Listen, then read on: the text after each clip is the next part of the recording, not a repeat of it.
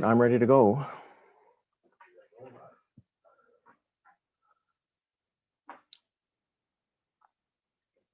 Good afternoon, everyone, and welcome to our May the 10th, 2021 regular meeting of Belleville City Council.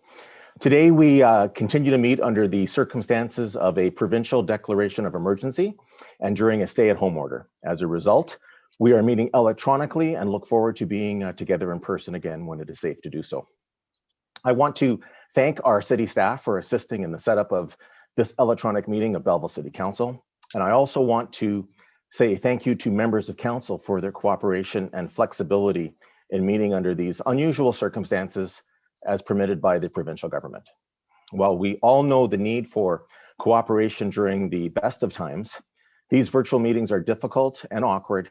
I look to my colleagues for extra cooperation as we conduct the business necessary for the operations of the City of Belleville. For those watching on the city streaming service or our YouTube channel or on your TV, I would point out that our agenda and all the reports that we deal with today are on the city website at www.belleville.ca under the agenda, minutes, and live meeting video section on the left side of the screen. If you click on the May 10th on the calendar, it will bring you to the agenda for today's meeting. And there is a hyperlink throughout the agenda on the items where there are reports. You can click on that hyperlink and it will bring up all the reports that council has before them, and you can follow along. So I will call the meeting to order and state that all members of council are present. I am here at City Hall and all of our other members are present electronically. Item number 2 is a moment of reflection, and I will ask the City Clerk and Director of Corporate Services, Mr. Matt McDonald, to lead us in a moment of reflection. May we be worthy custodians of all that has been entrusted to us. Help us to be concerned only for what will promote good government. May we bring to our council chamber minds that think and hearts that feel, always having respect for others so that we may serve the people of our city in a helpful manner and for the good of all. Thank you, Mr. McDonald.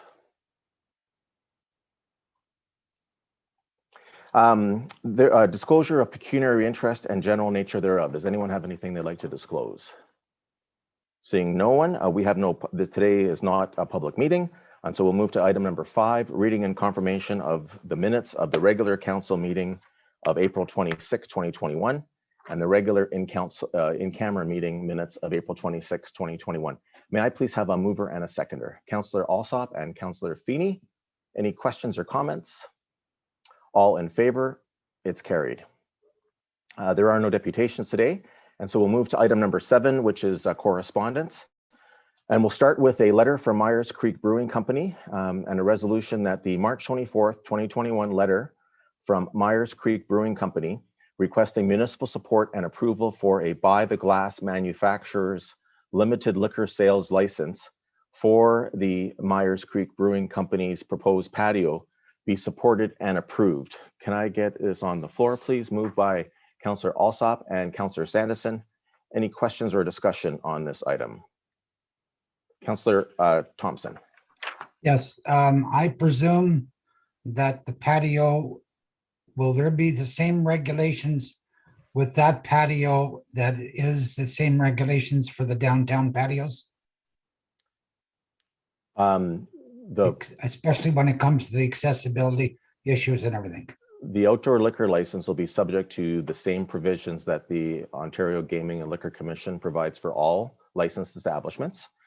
It'll be somewhat different than downtown because the sidewalk downtown is municipal property. And so therefore we gave consent to allow them to operate with those licenses. In this case here, we're not giving them consent to operate on city property. We're just giving them consent if they have the license to be able to operate outside. Okay, so this is on their property, not the sidewalks. City property, their property, and more importantly, they still have to uphold the provincial liquor license requirements. Okay, thank you. If that makes any sense, it's a little difficult. We don't actually, enforce the liquor licensing provisions. We just give consent or not to allowing it. Yeah. Anyone else on this? I don't see anyone, so I'll call the question. All in favor? It's carried. Thank you. 7.2 is a letter from Hastings and Prince Edward Public Health.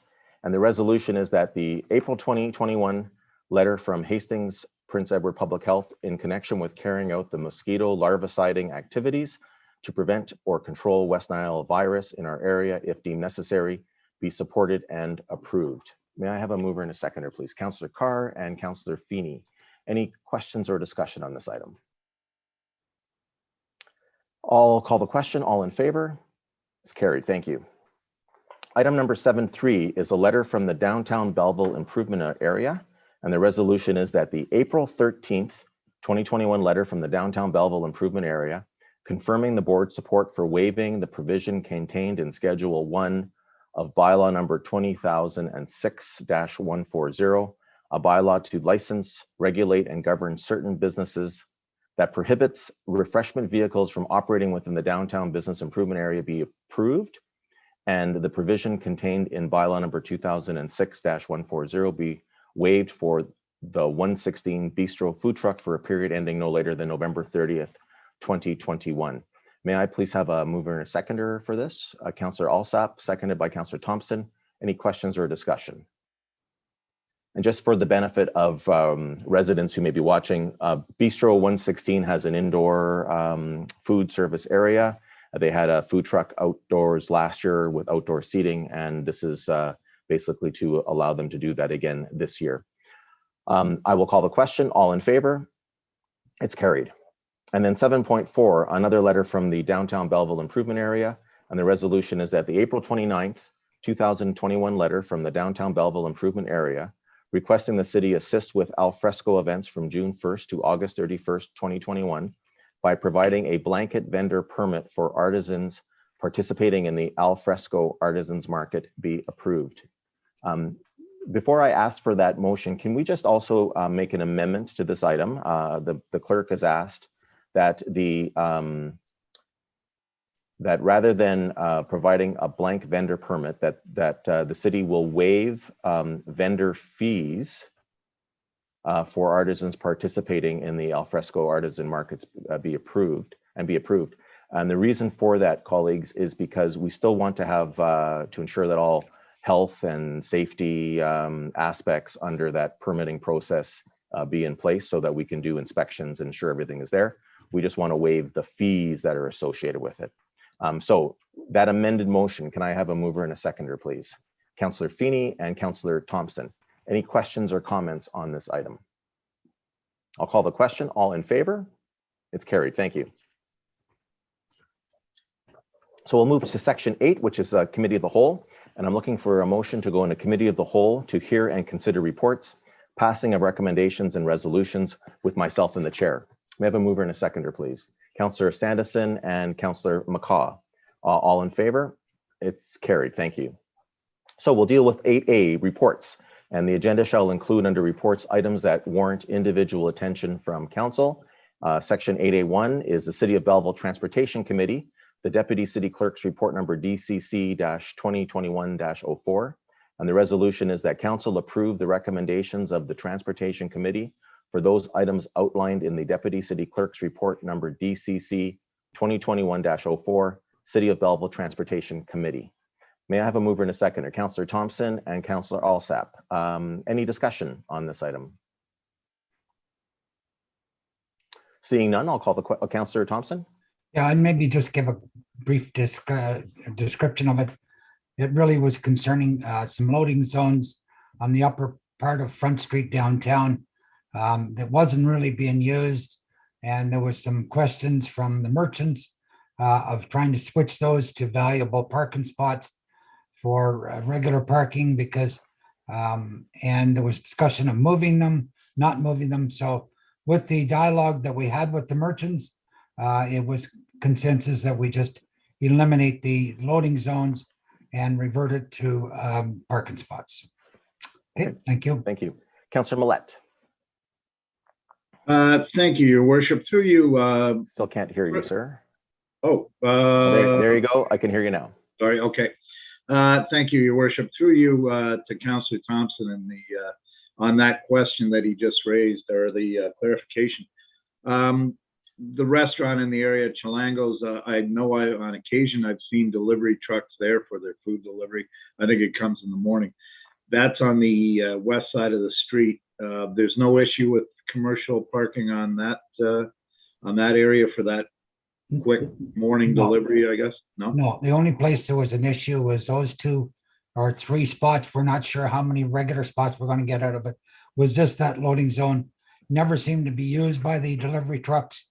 No. And it was sitting being vacant, and people were pulling in there by mistake and getting out. And unfortunately, some people were receiving parking tickets, and that was unfair. So we felt it was the best way to go with this. Yeah, and I agree, especially with the fact that we have a new store that's opened up there That's in the old location of, I believe, Jerry's Market was there. Okay, thank you. You're welcome. Okay. Anyone else? So I'll call the question. All in favor? It's carried. The next item is 8A2, and it is contract ENG 2021-03, Orchard Drive and Pringle Drive reconstruction. The senior project manager's report number ENG 2021-13. And the resolution is that the tender submission from Coburg Development Services Limited be accepted for contract ENG 2021-03, Orchard Drive and Pringle Drive reconstruction in the amount of $3,323,082.80 plus $432,000.76 HST for a total amount of $3,755,083.56. This being the lowest cost qualified tender received, and that the mayor and the city clerk be authorized to sign the acceptance agreement on behalf of the corporation of the city of Belleville, and that the city clerk be authorized to affix the corporate seal. May I have a mover and a seconder, please? Councillor Alsap and Councillor Millette. Any questions or comments on this item? So we are making good work, good progress in this part of the city with our work to not just reconstruct the roads, but also to replace aging services and to deal with water quality issues and others. So this is another important step along that route, and we look forward to this work starting and being completed soon. So thank you everyone for their involvement in getting this to this point. I will call the question. All in favor? It's carried. Item 8A3, security cameras by Loyalist College, active transportation path, Avonlow Road to Mahar Place. The senior project manager's report number ENG 2021-12. And the resolution is that in accordance with section 30.3, sole and single sourcing, approval and reporting of the city's purchasing bylaw number 2020-09, the proposal from Loyalist College be accepted for the supply and installation of security cameras on the city active transportation path between Avonlow Road and Mahar Place in the amount of $67,100 plus $8,723 HST for a total dollar amount of $75,823. May I have a mover and a seconder, please? Councillor Feeney and Councillor Millette.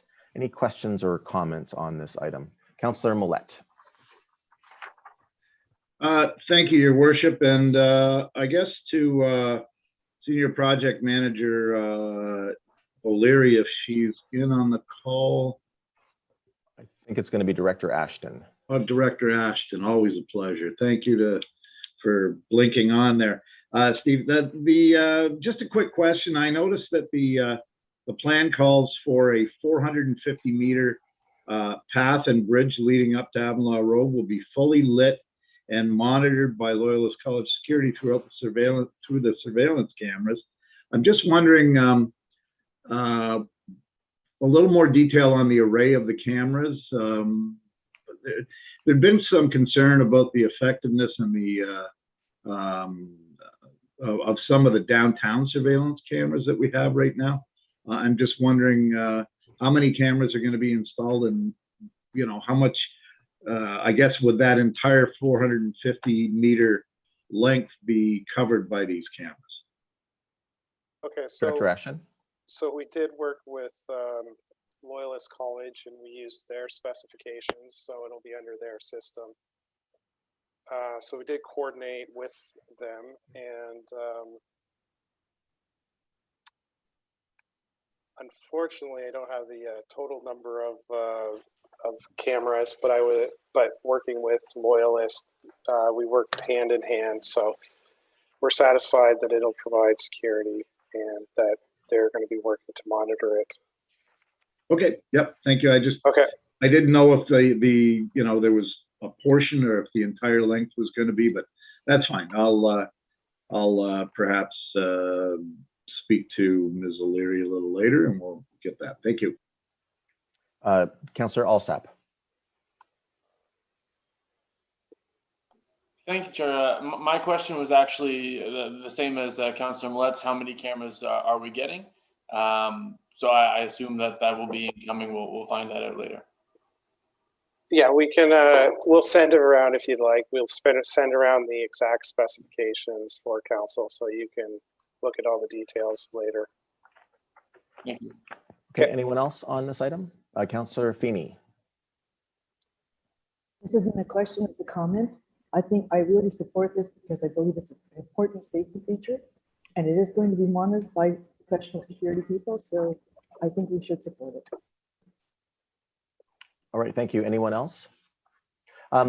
Director Ashton, you may or may not be able to answer this question. So originally when we were looking at the design of the path from Mahar Place to Avonlow Road, it's quite a distance, and until the area is developed around there, it could be quite isolated. And the concern was with particularly students and going at late at night in the dark along that route in terms of some safety issues. And we had spoken with Loyalist College, and they had agreed to monitor security telephones, blue phones, as they'd have on many campuses, for people when they are walking and they need some safety.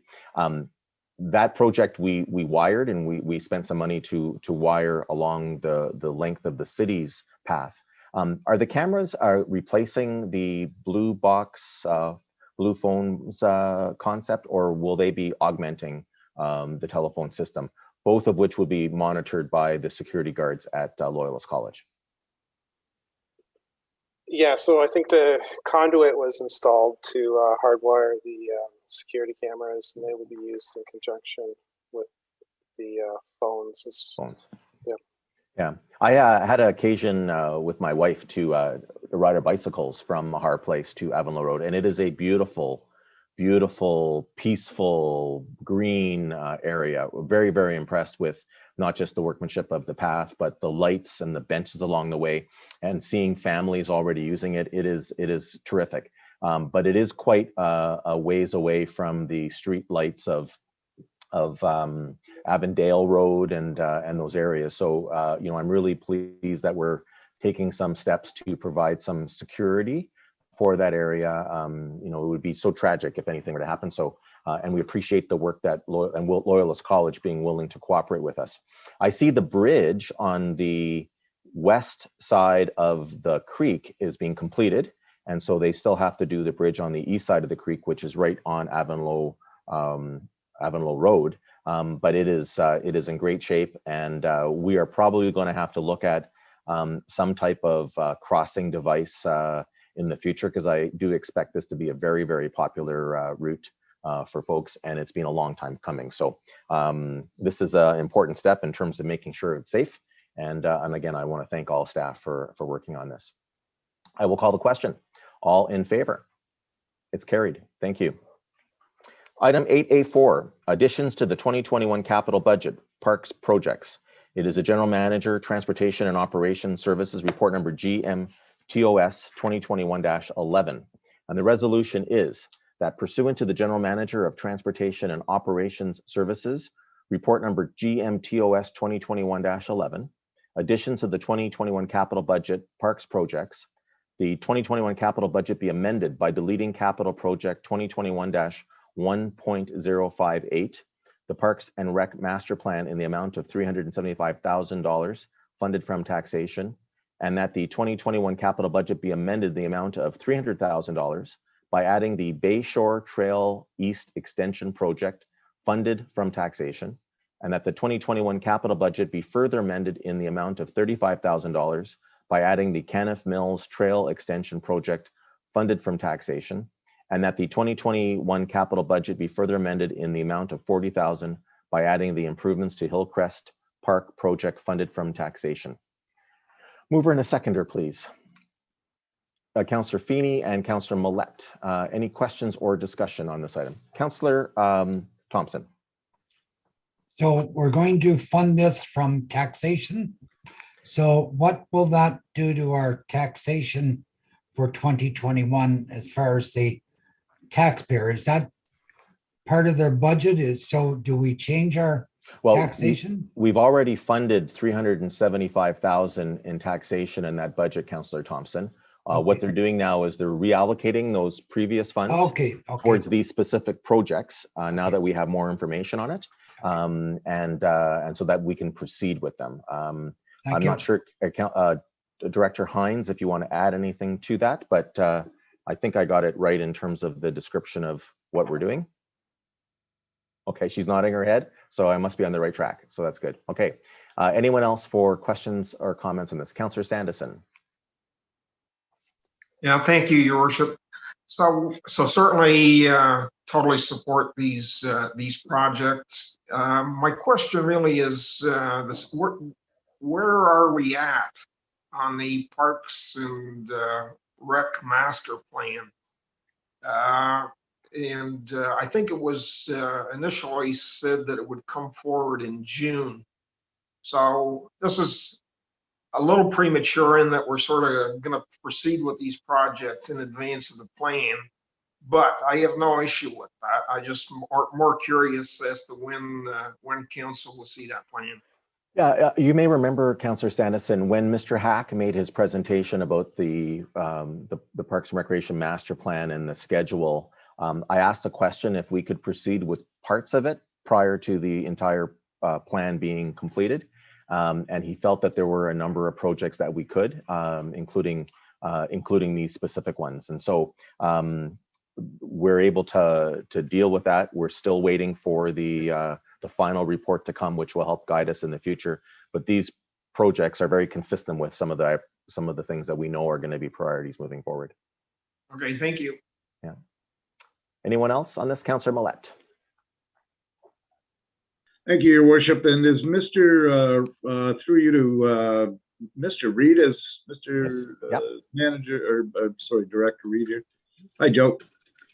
Thanks. On the portion of the trail plans, and these are all fabulous, terrific news, especially some of them on for our, well, not especially, but one that I'd like to key on is the Bayshore Lands and the trail that extends eastward from Herkimer Avenue. I think this is going to get an awful lot of enthusiastic traffic. This, if I'm not correct, would extend just by reading the map to just south of the bottom, or just past the bottom end of Farley Avenue. Is that correct?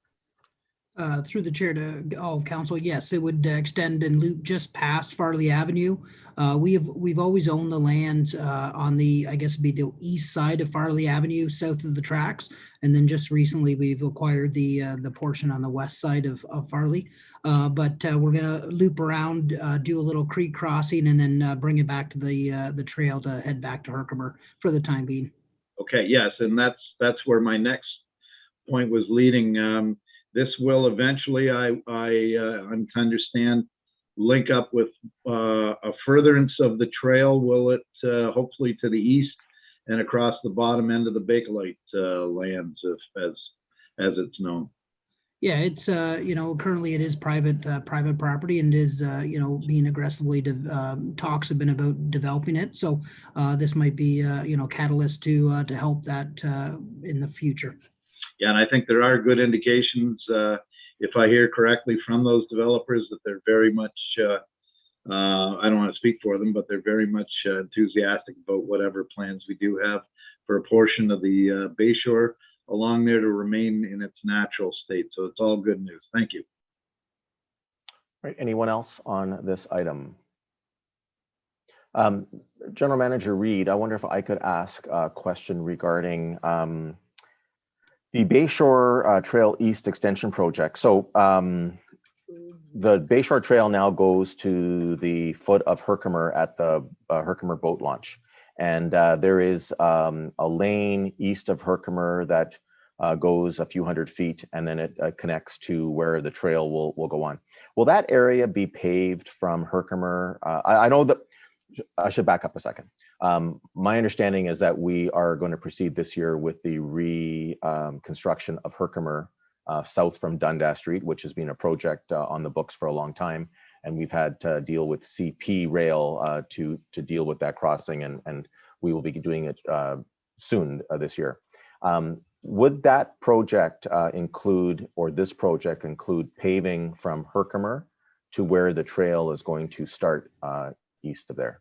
Do you understand my question?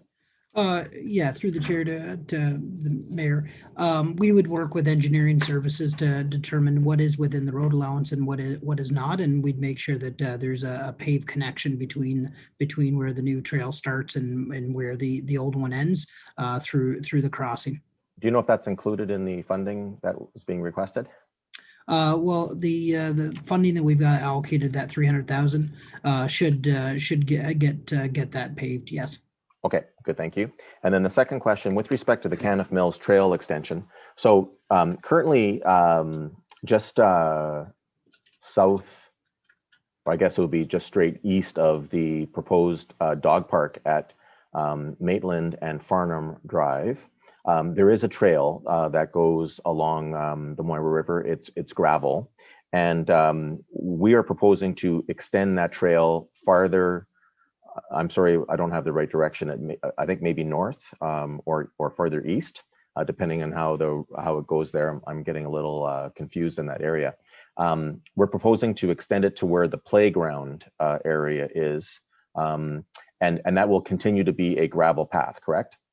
Yes, that's true. It'll be about a northwesterly direction, parallel with the pipeline. Okay. It will be a screenings path similar to what's there now for now.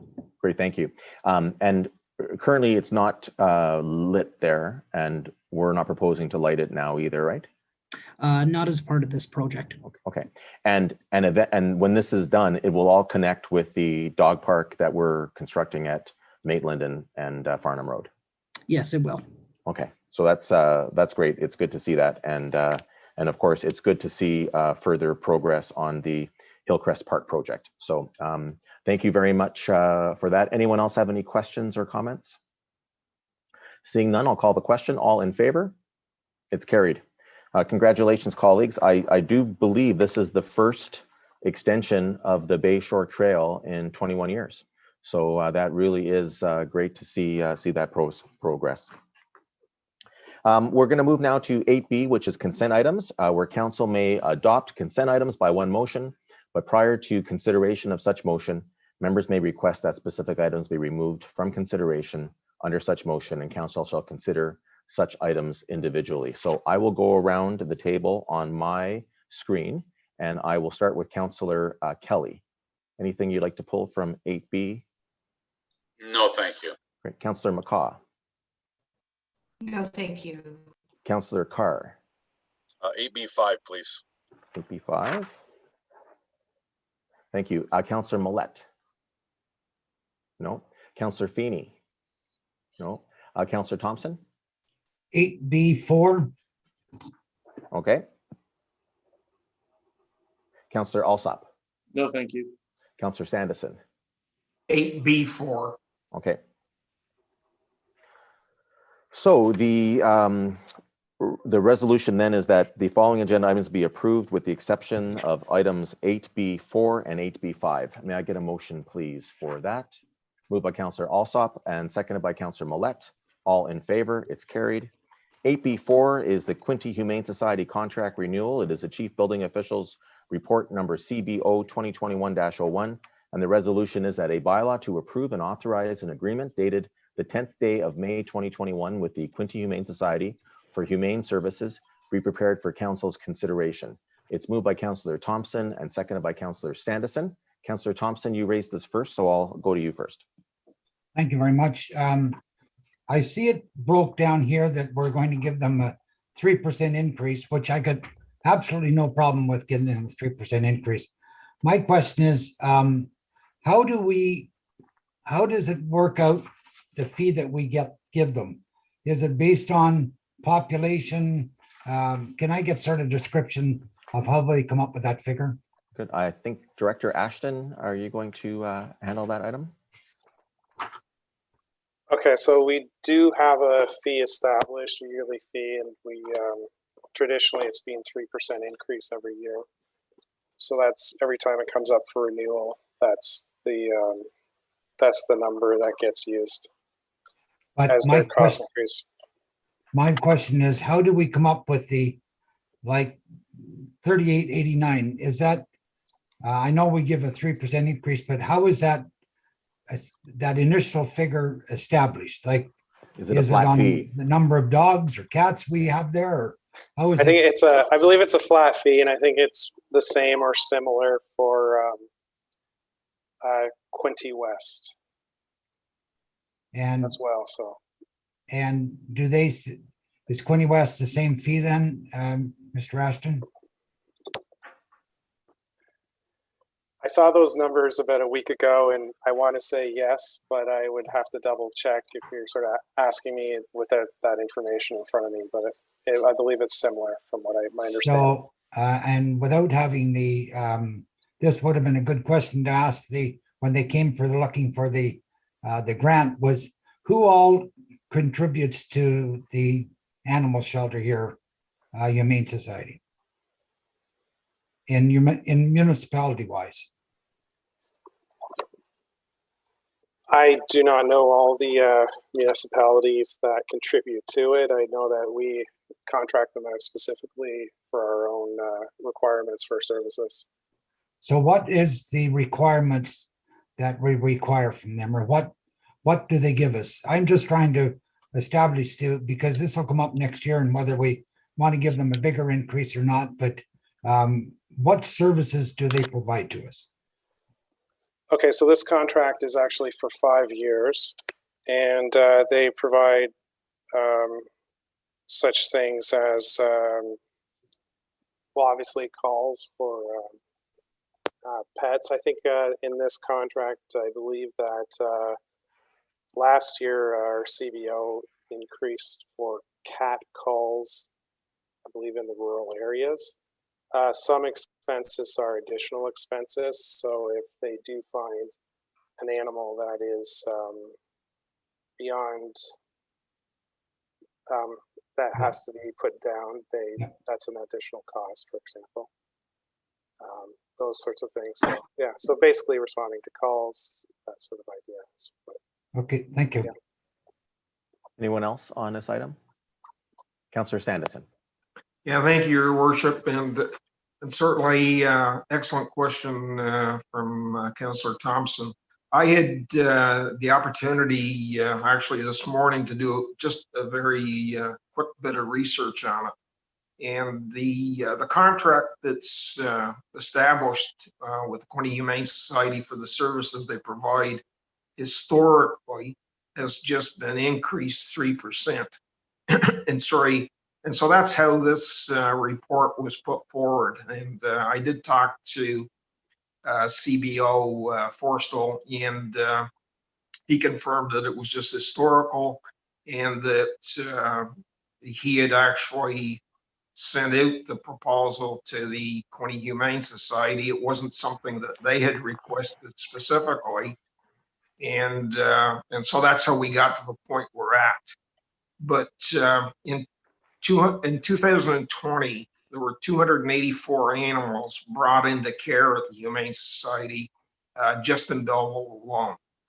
And so when you consider whether an animal needs medical care or to be spayed or euthanized, vaccinated, or the length of stay that they are sheltered, the costs for that, and this goes back to a discussion I had a couple of years ago with Frank Rocket, the former executive director, and he told me it was $485 for a cat and $585 for a dog, and that's just an average number, a sort of a guide, if you will. So if you were to use that figure, even if you use the cat at $485 times the 284 animals that were serviced last year, that's $137,740. And again, that's just for the animals that are picked up and served in Belleville.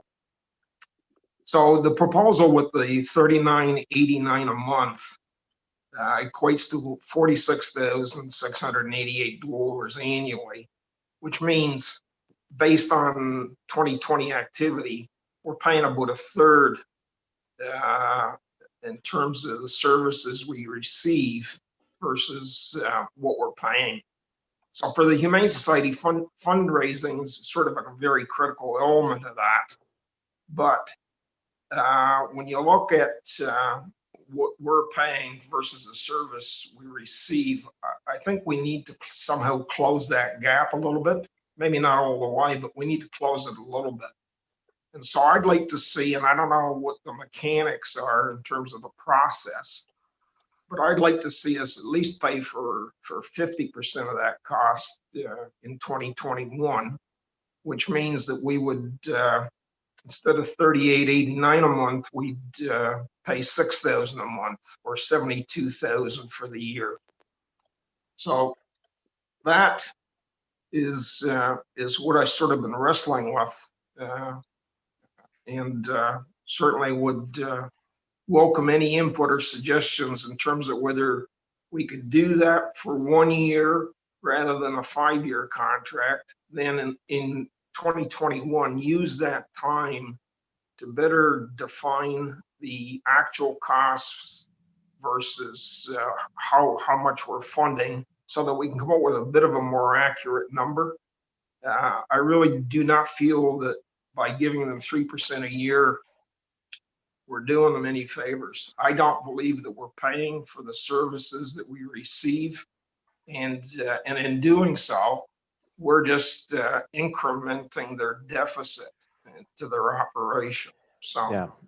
Throw that out there for comments. Sure. So Councillor Sanderson, I think what may have been a little confusing from Councillor Thompson's question is that this flat fee that we pay Quinte Humane Society is for them to provide basically pound services. So when Mr. Forrestal and his employees in that department contact, for example, Pierce Animal Control, because there is a stray dog or a stray cat, they take it to Quinte Humane Society, as they are the pound for us. And we pay Pierce Animal Control to deal with those situations. So the standing fee, that flat fee, is for them to provide those services. Now, I think, perhaps we want to talk about, seeing how many animals from Belleville are dealt with on an annual basis and finding out. But Quinte Humane Society also does get other revenue sources. They do have funding from other organizations, not a lot, but they get some, as well as donations. And those donations cover the treatment of the animals that were there. So, my suggestion is maybe even today under new business, if you want to suggest that Mr. Forrestal prepare a report for a future council meeting, which can talk about how many animals did Quinte Humane Society process on behalf of the city of Belleville in 2020 and 2019, for us to get an understanding. And if they could also share with us what their expenses were for dealing with those animals. I think that's probably the right step to go. Quinte Humane Society works really hard not to euthanize a number of animals that are collected, and so they work with other humane societies in Ontario to get them out so that they can be adopted and find a forever home, as they call it. And I think we're very well served, as you say, but it's probably best if, rather than us try to tinker with the flat fee for the pound service portion of the contract, that maybe we get that additional information and then be able to make a decision. Does that sound appropriate? Yep, sounds reasonable. Thank you. Okay. Anyone else on this? And I'll come back to you, Councillor Thompson. Anyone else on this item? Seeing none, Councillor Thompson, go ahead. Yeah, that's exactly Councillor Sanderson was trying, what I was trying to get at, waiting for discussion. I was going to bring it up at the end of the meeting that we get a further report before, whether at the next meeting or we get a further report before the next budget on where we can go with the fees for the Humane Society, because I don't know whether we've looked at it in a number of years, and certainly they are a big benefit to us. And I would, if Bill, if you want to bring it up at the end of the meeting for a report now or at the budget time, that's up to you. Thank you. So again, what this report deals with is the pound portion of the expenses. And, I think we can certainly have a discussion, but we also have Pierce Animal Control that handles the actual, the animal side of it. And it's only when they collect those animals, they take them to, that's where the Quinte Humane Society is involved. So, okay, the motion's on the floor. I'll call the question. All in favor? It's carried. And so thank you. We'll move to 8B5, the City of Belleville Grant Committee. It is the Director of Finance, Treasurer's Report number DF 2021-07. And the resolution is that Council approve the recommendations of the Grant Committee as outlined in the Director of Finance, Treasurer's Report number DF 2021-07, City of Belleville Grant Committee. It's moved by Councillor Carr, seconded by, can I seconder please? Councillor Sanderson. Councillor Carr, you raised this. Go ahead, sir. Yes, thank you. I just wanted to touch on the fact that our social infrastructure funding is included in this resolution. And we had approximately almost $600,000 in grant requests, which was significant. Certainly a lot of worthy projects and programs to assist those in needs in our community. And so with that, what we recommended here is Nightlight Belleville, $10,000, Quinte Ballet School of Canada, $2,000, Salvation Army, $50,000, Volunteer and Information Quinte, $10,000, Community Development Council Quinte, $20,000, the Children's Foundation, $12,000, the Canadian Mental Health Association, Hastings Prince Edward Branch, $20,000, Belleville Police Service, $16,000, YMCA of Central East Ontario, $5,200, Bridge Street United Church, $50,000, Belleville Police Services Children's Safety Village, $10,000, Belleville Community Trust Fund, $35,000, the Alzheimer's Society of Hastings Prince Edward, $8,000, and Eastminster United Church Open Door Cafe at $17,000.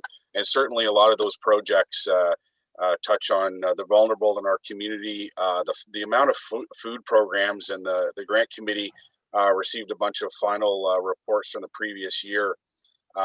Some organizations are 30, 40,000 meals out, in a month, and then certainly hundreds of thousands over the course of a year.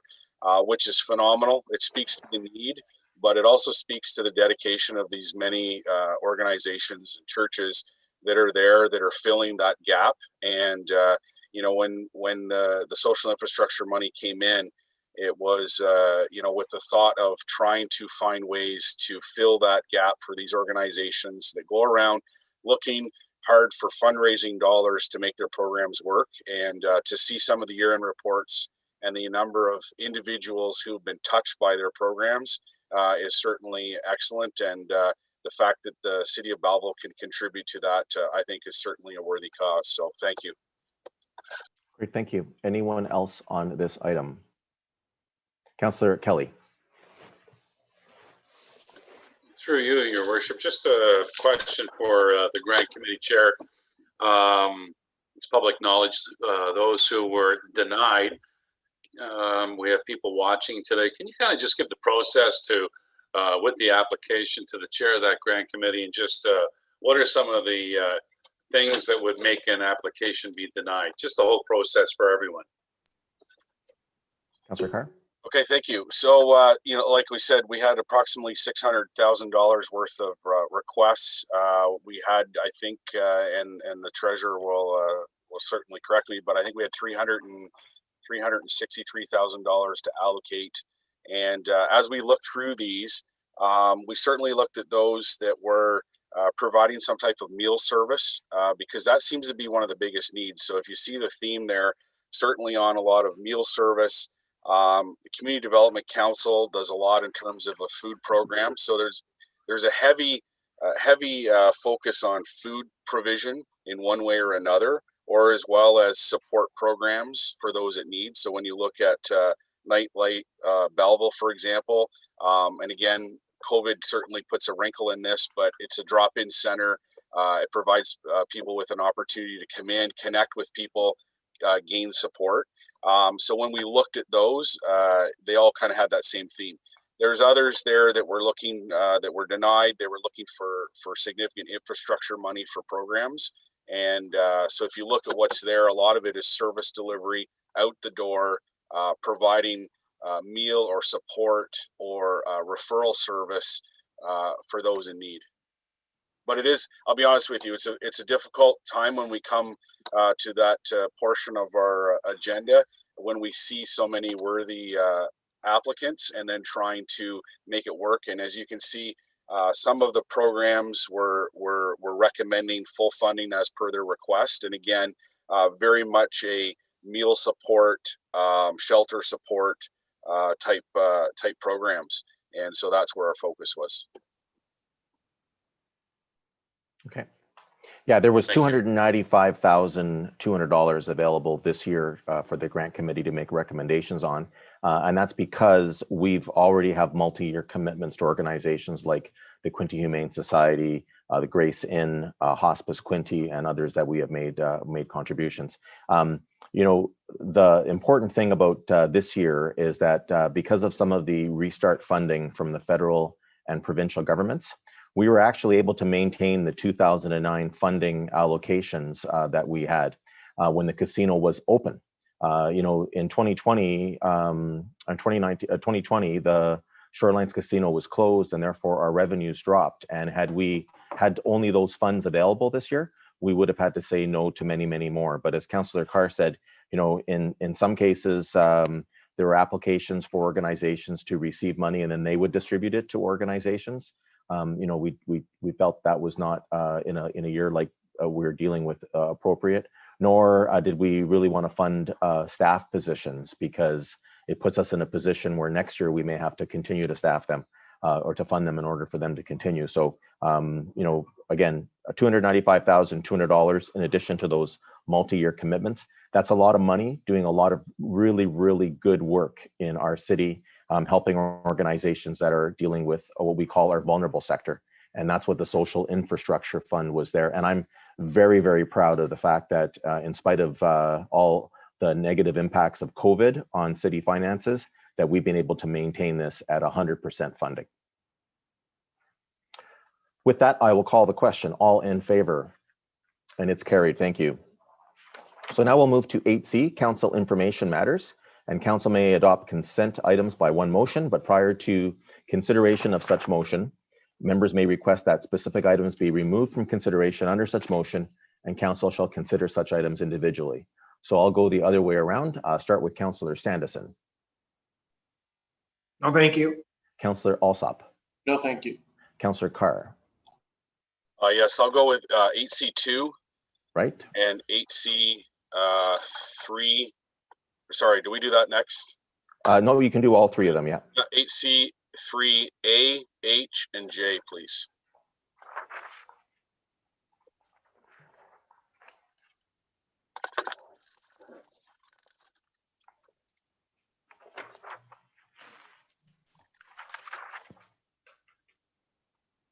Okay, thank you.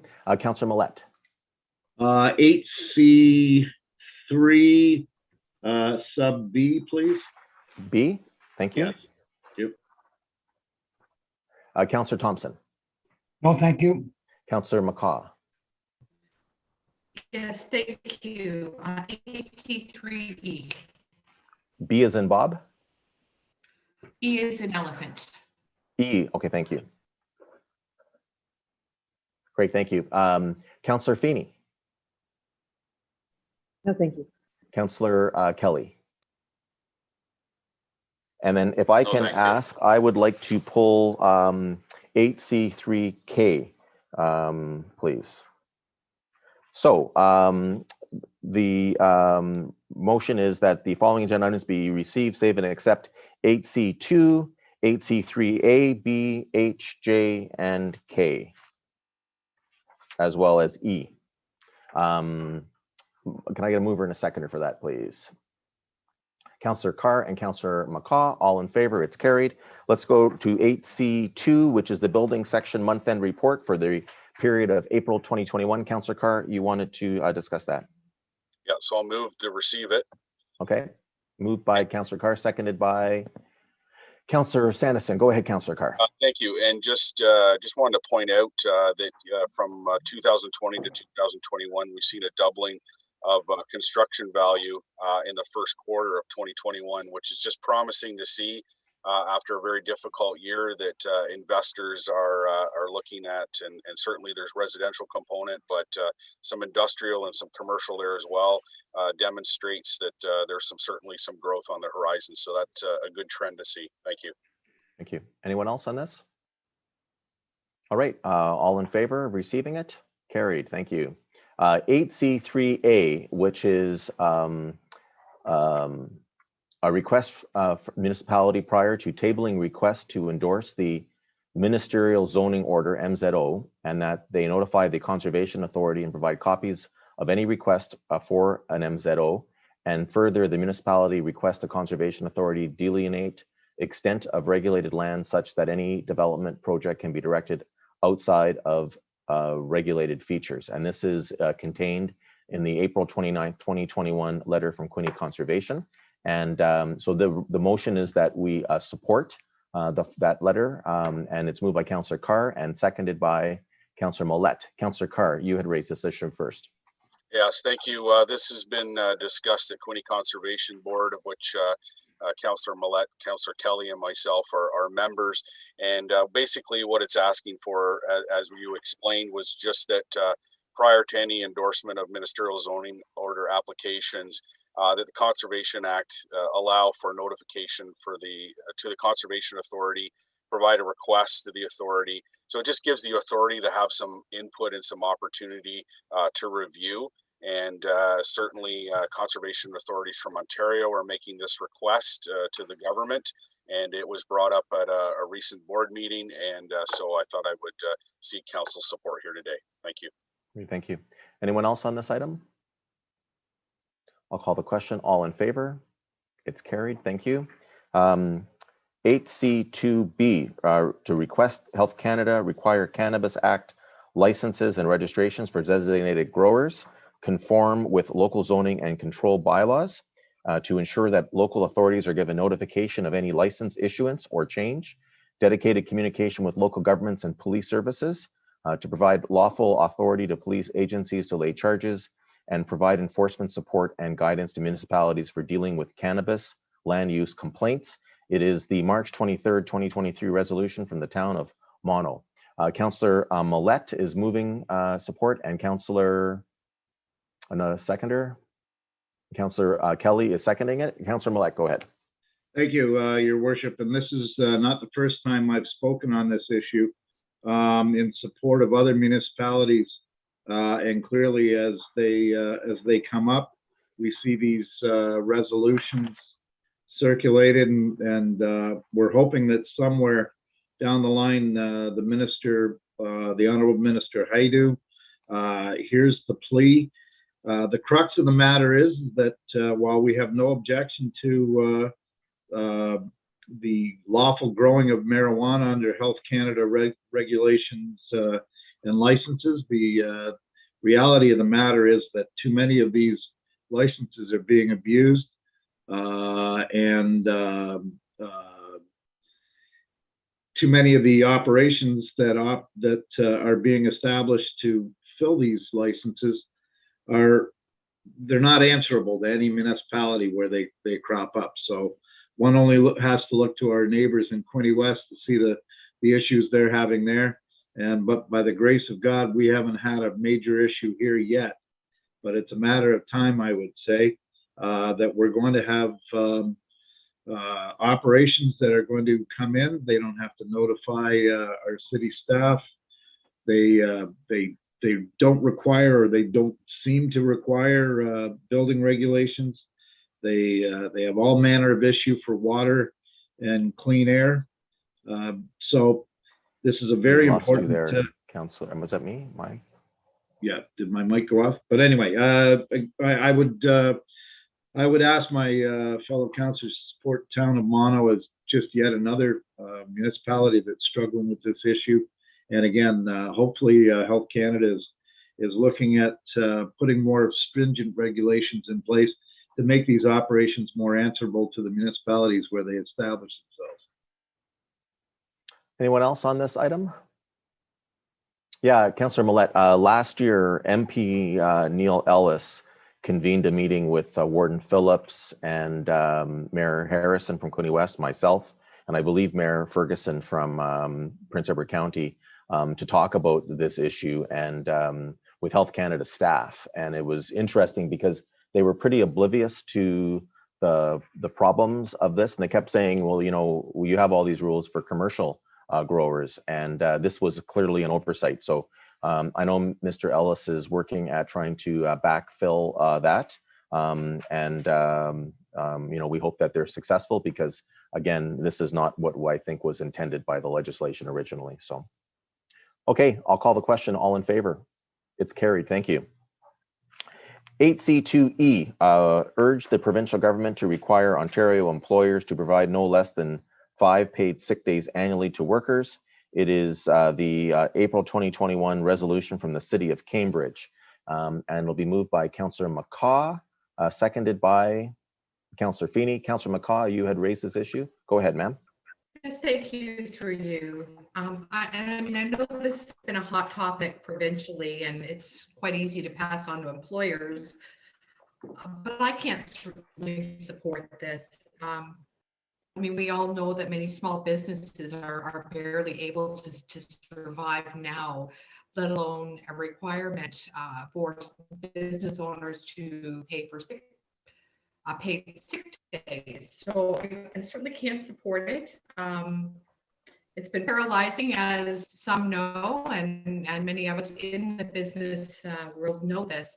So certainly, I just want to, I guess, oppose having this letter endorsed. I just simply can't support it, and you know, that's sort of my thought on that. Okay, so Councillor McCaw is recommending that we not support the resolution. Anyone else on this item? I will call the question. All in favor? Could I have a recorded vote, please? Okay. There's a vote requested on this. It's going to be a recorded vote. Mr. McDonald. A point of clarification, Your Worship. Yes, Councillor Millette. I'm not sure what we're voting on, and I'm not sure what, if it wasn't, if the matter wasn't raised for a request to endorse this resolution by, and I'm looking at the town of Shelburne as I see it, why would we be having a vote to not support it when it wasn't brought forward for support in the first place, I guess is my question. Well, the motion that's on the floor now is to support it, and there'll be a vote whether we support it or not. If we support it, obviously, we will send that information forward. If we don't support it, we will also send that information forward. I'll ask Mr. McDonald maybe to clarify. We had this before where if you want to make a point that you're not in support of something, this is the route that we're supposed to follow, I believe. But I'll ask Mr. McDonald maybe to clarify on the procedural bylaw and how we're supposed to handle this. Through the chair to all of council for just for consideration. So the mayor's correct. You've a couple of choices here, and Councillor McCaw as the mover ultimately has the ability to proceed in this manner. So the council could have chose to pull this item, discuss it, express their opinions to support or not support, in this case not support it as the mover, and then withdraw the motion, at which time there is no vote and no official direction or action by council. Alternatively, and in this instance, there's been a vote requested, a recorded vote at that, and ultimately if it fails, there will be record that council did not support the City of Cambridge's resolution. And they and others will be advised of council's action. Okay, so before I ask Mr. McDonald to call the vote, any other questions about that? I'm still confused, but Well, it's kind of similar to what we did a few months ago with Councillor Alsap's motion regarding, I think it was cannabis retail stores, and then the motion was defeated, and then we court come forward regarding what are about setting a similar situation as we have with payday loan establishments, and then we considered it then. So I think that's what I recall from the conversation was you have to, if you don't agree with it, you defeat it, and then we can go on from there. So, but the motion's in order, my understanding. I just don't understand what we're voting on, but Okay. okay. Councillor Standison.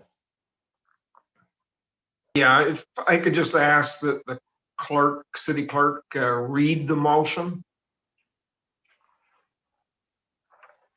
Sure, we'll just wait a second and Mr. McDonald will get it. It's in your package. Actually, it's the letter dated April the 21st. And so sorry if I can interrupt. I understand that, but I don't know who moved it, but I thought I heard Councillor McCaw say that she didn't want to support it. So did the wording in the motion get changed? And so I just asked so I know what I'm so the motion is to support the resolution from the city of Cambridge, which is in your package as a letter dated April 21st. And it is dealing with a motion that was passed at a special council meeting on April the 20th, 2021. And I don't know if anybody needs to see it. Councillors can find it in their package, and members of the public can find it online in the agenda package. Okay, Councillor Carr. Thank you. Well, since we're going to vote on this motion, I want to talk about it for a second. I certainly have no issue in supporting it. I think it's been quite clear, and I'll be talking a little bit about COVID a little bit later on another motion another municipality brought forward. The reality is we sit here and look in the province of Ontario, frontline workers have been hit predominantly hard with COVID, working in factories, warehouses, and on the front lines, providing services to all of Ontarians. And I've heard time and time again from interviews online from epidemiologists and infectious disease specialists who advise the provincial government. It said that this is actually what's happening. People are going to work sick and they're bringing it home to their families. And I know there was once an age and time where, you got a little extra pat on the back if you showed up sick, shows dedication. And but we live in a different world now. And we live in a world in which a virus has paralyzed the globe, has paralyzed economies, has destroyed families, and caused unsurmountable death. And so with that, there has to be ways and means in which to protect not only the people on the front lines, but their families and other coworkers.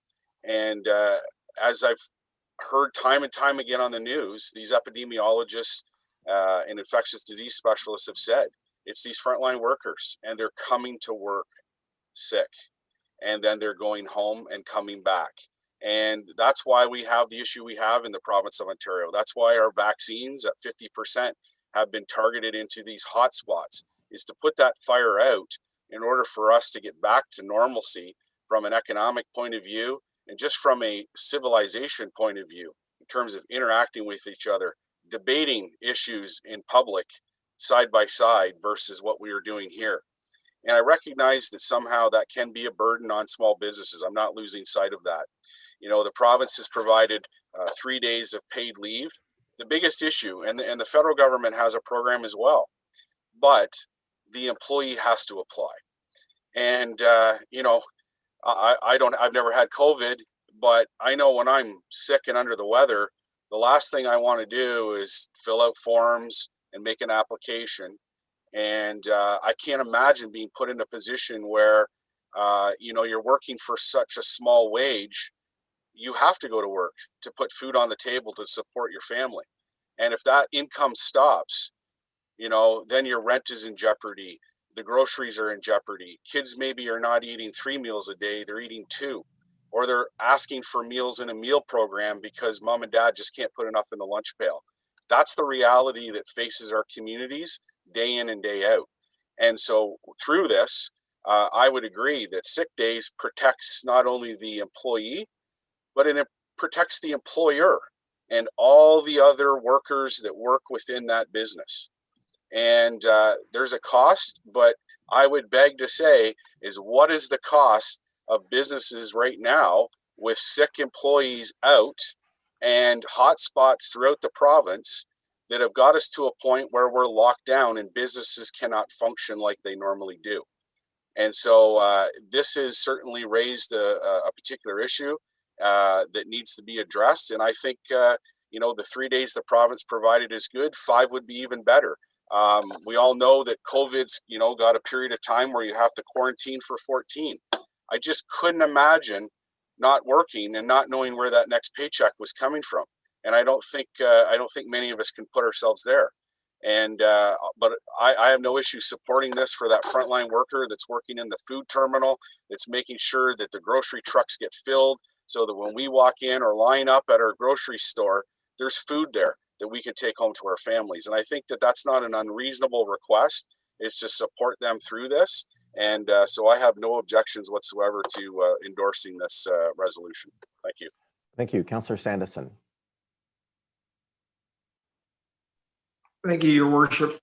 I guess my so I agree that you know, COVID is upon us, and you know, it's a daily struggle and a daily update from all levels of government in terms of trying to help people. I think, I don't know whether this will help more than it hurts. And the second thing is, i.e. in terms of business, the second thing is that, you know, we're going to come out of COVID. And so do we want this 5 sick days legislated onto small businesses such that, you know, once we clear COVID and beyond, that we're going to continue on that path? I'd be more inclined to support something that says to the Ontario government, we'd like you to top up that 3 days to 5 days and specify the duration. And so I'm not comfortable supporting it the way it's written. So, thank you. Okay, Councillor Kelly. Through you, Your Worship, just to bring everybody to where we're at. We get the letter from the City of Cambridge, and they're urging the provincial government to require Ontario employers to provide no less than 5 paid sick days annually to workers. Well, workers have been fighting for this for the last, it seems like months. Headlines, it seemed to resonate with people almost every day. And the province came out, I think it's been 2 weeks now, with 3 days paid sick leave with a maximum of $200. And the program ends on September, I think it is September the 25th is when the province says that these 3 paid sick leave days will end, September 25th. And also there is the funding available for people that are sick from the federal government. However, I'm going to support the 5 paid sick days. 3 doesn't even seem enough. 5 doesn't seem enough. So I'll be supporting this letter from the City of Cambridge. Okay. Councillor McCaw. Thank you to you. And just to sum it up, I don't disagree with some of the comments that are being made here.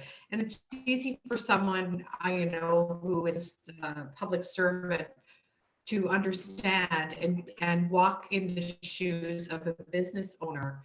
But the reality is the province is again kicking this can down the street into small business. And at this point in time, small business is grappling to survive. And it's all well and good, and all business owners mean well, and if they could support that, they would. However, if employees want a job to come back to, that might not be there if this is something that is imposed upon business owners. Again, I don't dispute the days, paid sick days. I just cannot see how a small business can sustain 5 paid sick days and survive. And that's where I'm coming from. And I would tend to agree with Councillor Sanderson. It's not that I dispute it. It's the way it's written. And, we basically, as a small business owner, and speaking for small business owners, it's not sustainable. So, as I said, I can agree with Councillor Carn, what he's saying, but you also have to understand that people need a job to come back to, and many businesses won't be there. Okay, thank you. Councillor Alsop. It certainly is a difficult and nuanced issue, and I can certainly see where Councillor McCaw is coming from. I am personally a small business owner. Our business has been deemed essential during the pandemic, and we have worked every single day during the pandemic. Before any of these programs, came to light in terms of paid sick days, we had instituted a policy where if you felt sick, you stay home, you get a COVID test. Upon receiving a result from the COVID test, bring that into us, and we would pay you for that time off. I understand this is not something that every business can do. And so I'm a little bit reticent to put into place that policy for every business. But what I can say is, from my calculations, if someone works 5 days a week, 50 weeks a year, we're talking 250 days, 5 days paid sick leave is about 2% per employee if they max out those sick days. So in my calculation, I looked at, well, what is the cost of if my whole workforce gets sick because someone didn't stay home? What is the cost if I have to be shut down because we have a COVID outbreak in my business? What does that mean for me? If I get sick and I pass it on to someone in my family and they pass away, what might that mean for their ability to provide for their family? So it is a difficult issue. I understand where Councillor McCaw is coming from. I approached it a bit of a different way personally because I felt that the health of the workers and the ability to continue in business was more important, because if obviously an infection, not just COVID-19, but another infection as well, were to get into the workplace and shut down the workplace, it would cost me significantly more than a max of 2% per employee. Thank you. Councillor Thompson. Yeah, thank you. Being in the small business for a number of years, and I can see where Councillor McCaw is coming from, on those 5 days can be very expensive when you consider it with all the other cost of doing business today. Those 5 days can amount up, especially if it's a lot of employees. But from my experience over the years, most employees will not take advantage of it. You're going to get the odd percentage that might take advantage of that 5-6 days and maybe call in when they're really not sick. But again, we're all stressing, even without the COVID, people's got the flu or some sort of contagious disease. We don't want them coming to work and spreading it, coughing on somebody or sneezing. And so if we can eliminate that, and I've talked to a couple of small business people, yeah, it's going to be tough, there's no doubt about it. But overall, and Councillor Alsop has said, you look at it as an overall percentage of your yearly expenses, you try to build it in as best you can. I can't vote for the motion is saying not to support it. So thank you.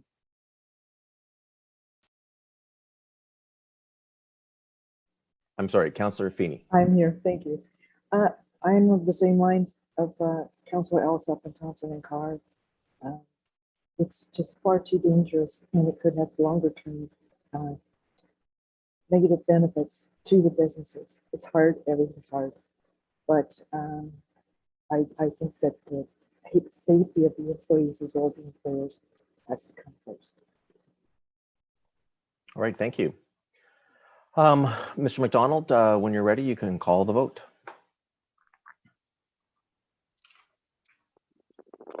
So the vote is to support the City of Cambridge and the resolution.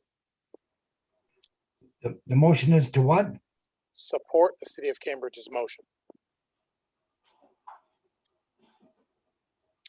Counselor Sanderson, Yes. Counselor Thompson, Yes. Counselor Feeney.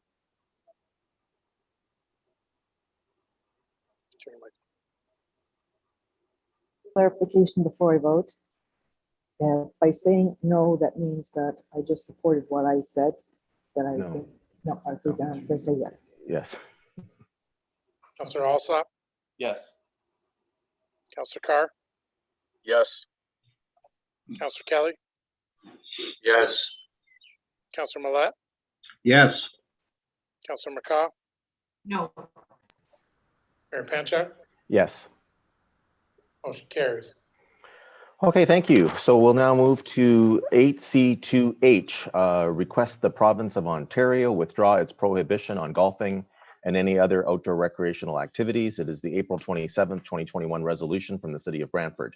Moved by Councillor Carr, seconded by, can I get a seconder, please? Councillor Alsop. Councillor Carr, you had raised this issue. Yeah, For support, go ahead, please. Yeah, thank you. And, you know, I would probably suggest rewriting that just to say all outdoor recreational activities, not specific to golf. I just want to start out by saying that certainly I support the targeted health measures that are directed towards scientific supported risk factors. And like I said in the previous debate, we've got the scientific director of the provincial science table, plus numerous other infectious diseases specialists and epidemiologists that come out when the stay-at-home order came into effect, indicating that outdoor recreational activities are extremely low risk and said that they should have never been restricted in the first place. And then you listen to other experts talk about the fact that substance abuse, addictions, mental health, and suicide rates have increased exponentially over the past 14 months. And that's partly in relation to isolation and the lack of an opportunity for any type of interaction. And recreation activities are not contributing to the COVID numbers, according to experts.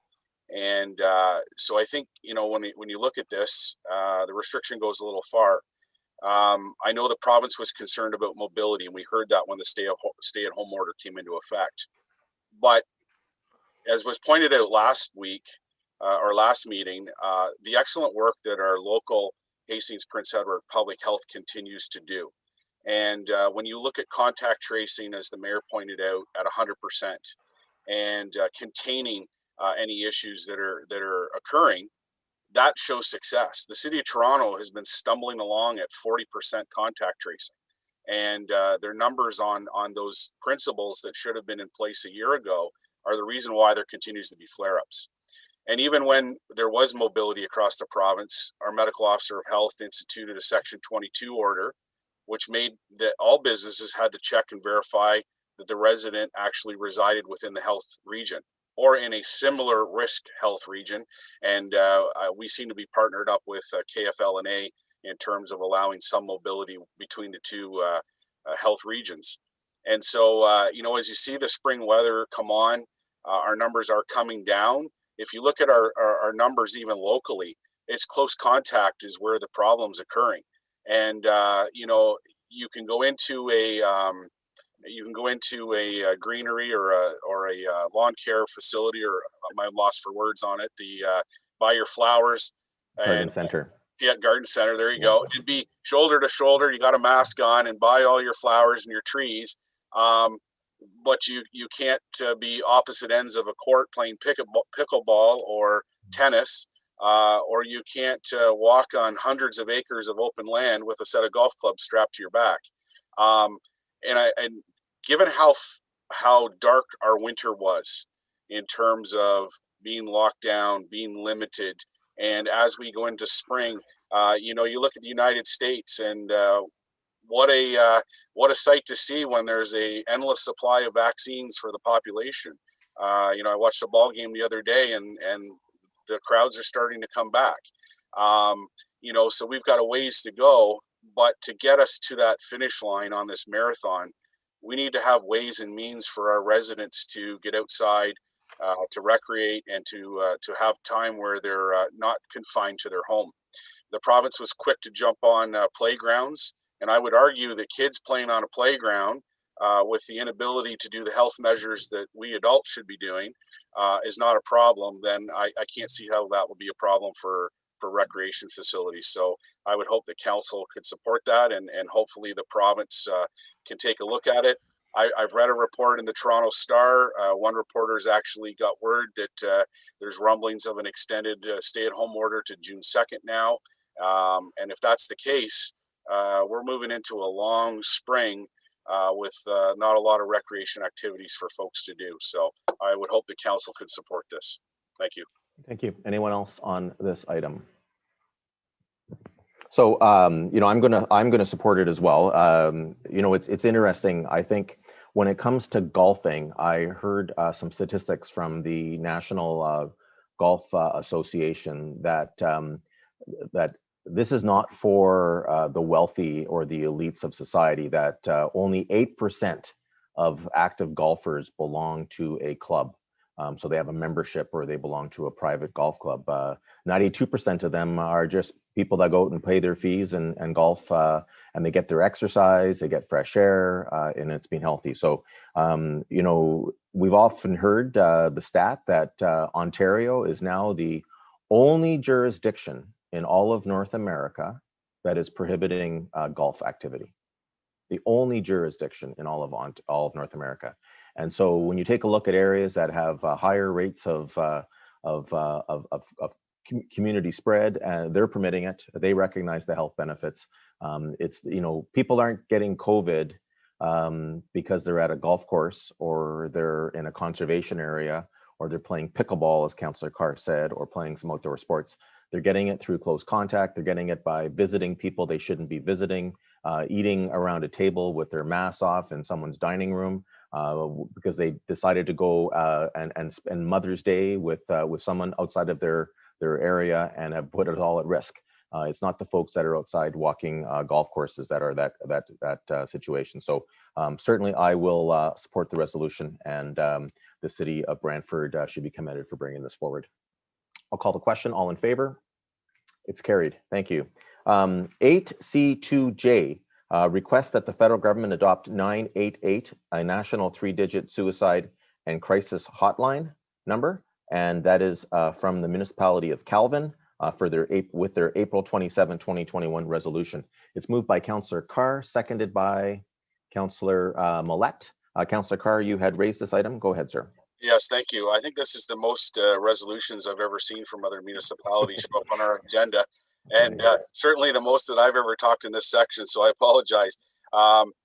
You know, I mentioned there in a few meetings back, I'd asked for a staff report that I know will be forthcoming at some point about having a number, some numbers available in public places for those to call. You know, we can certainly promote it in many ways to get it out there, but the person who's in crisis needs that number and needs it accessible.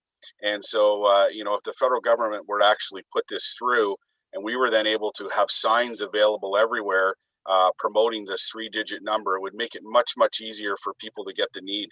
And as I said there on the last debate, depression, suicide, addictions has certainly increased over the past year. And it's already been a crisis in our society, but it's just obviously gotten worse with COVID.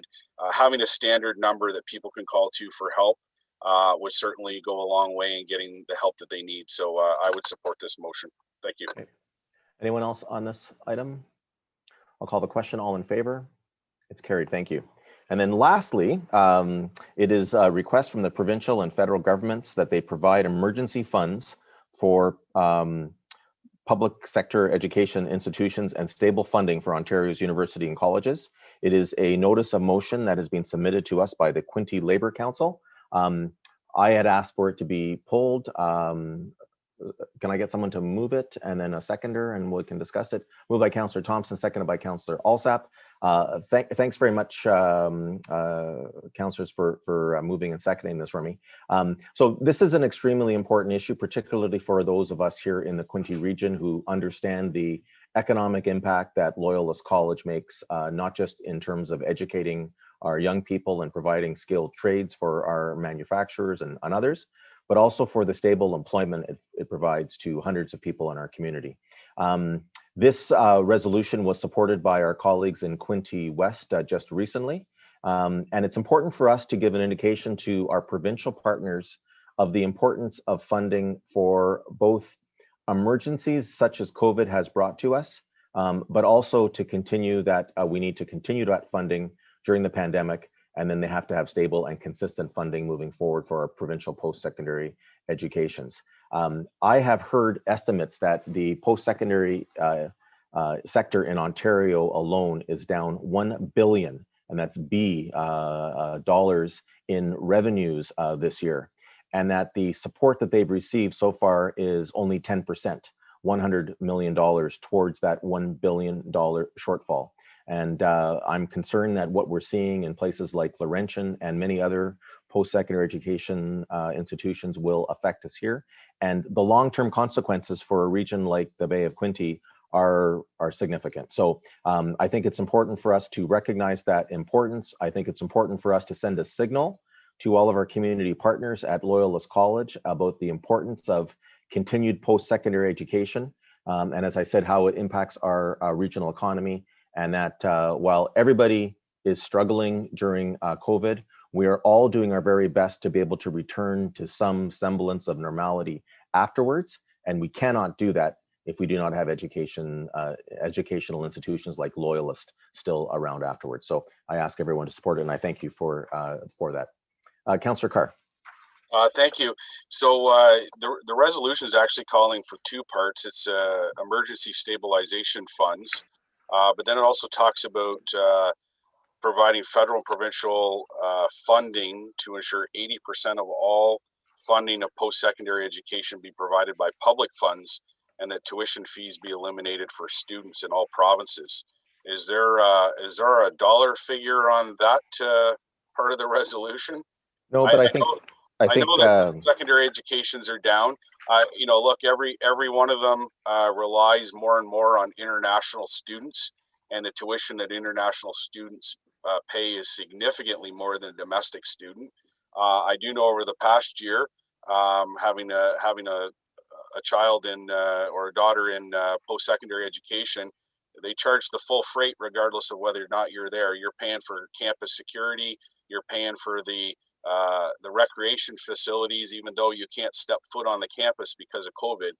So they certainly got their full amount, which I thought was extremely frustrating, particularly for students that this year now are finding difficult time trying to get jobs to pay for things. So do we have any idea what that 80% funding would look like if we paid for everybody's education?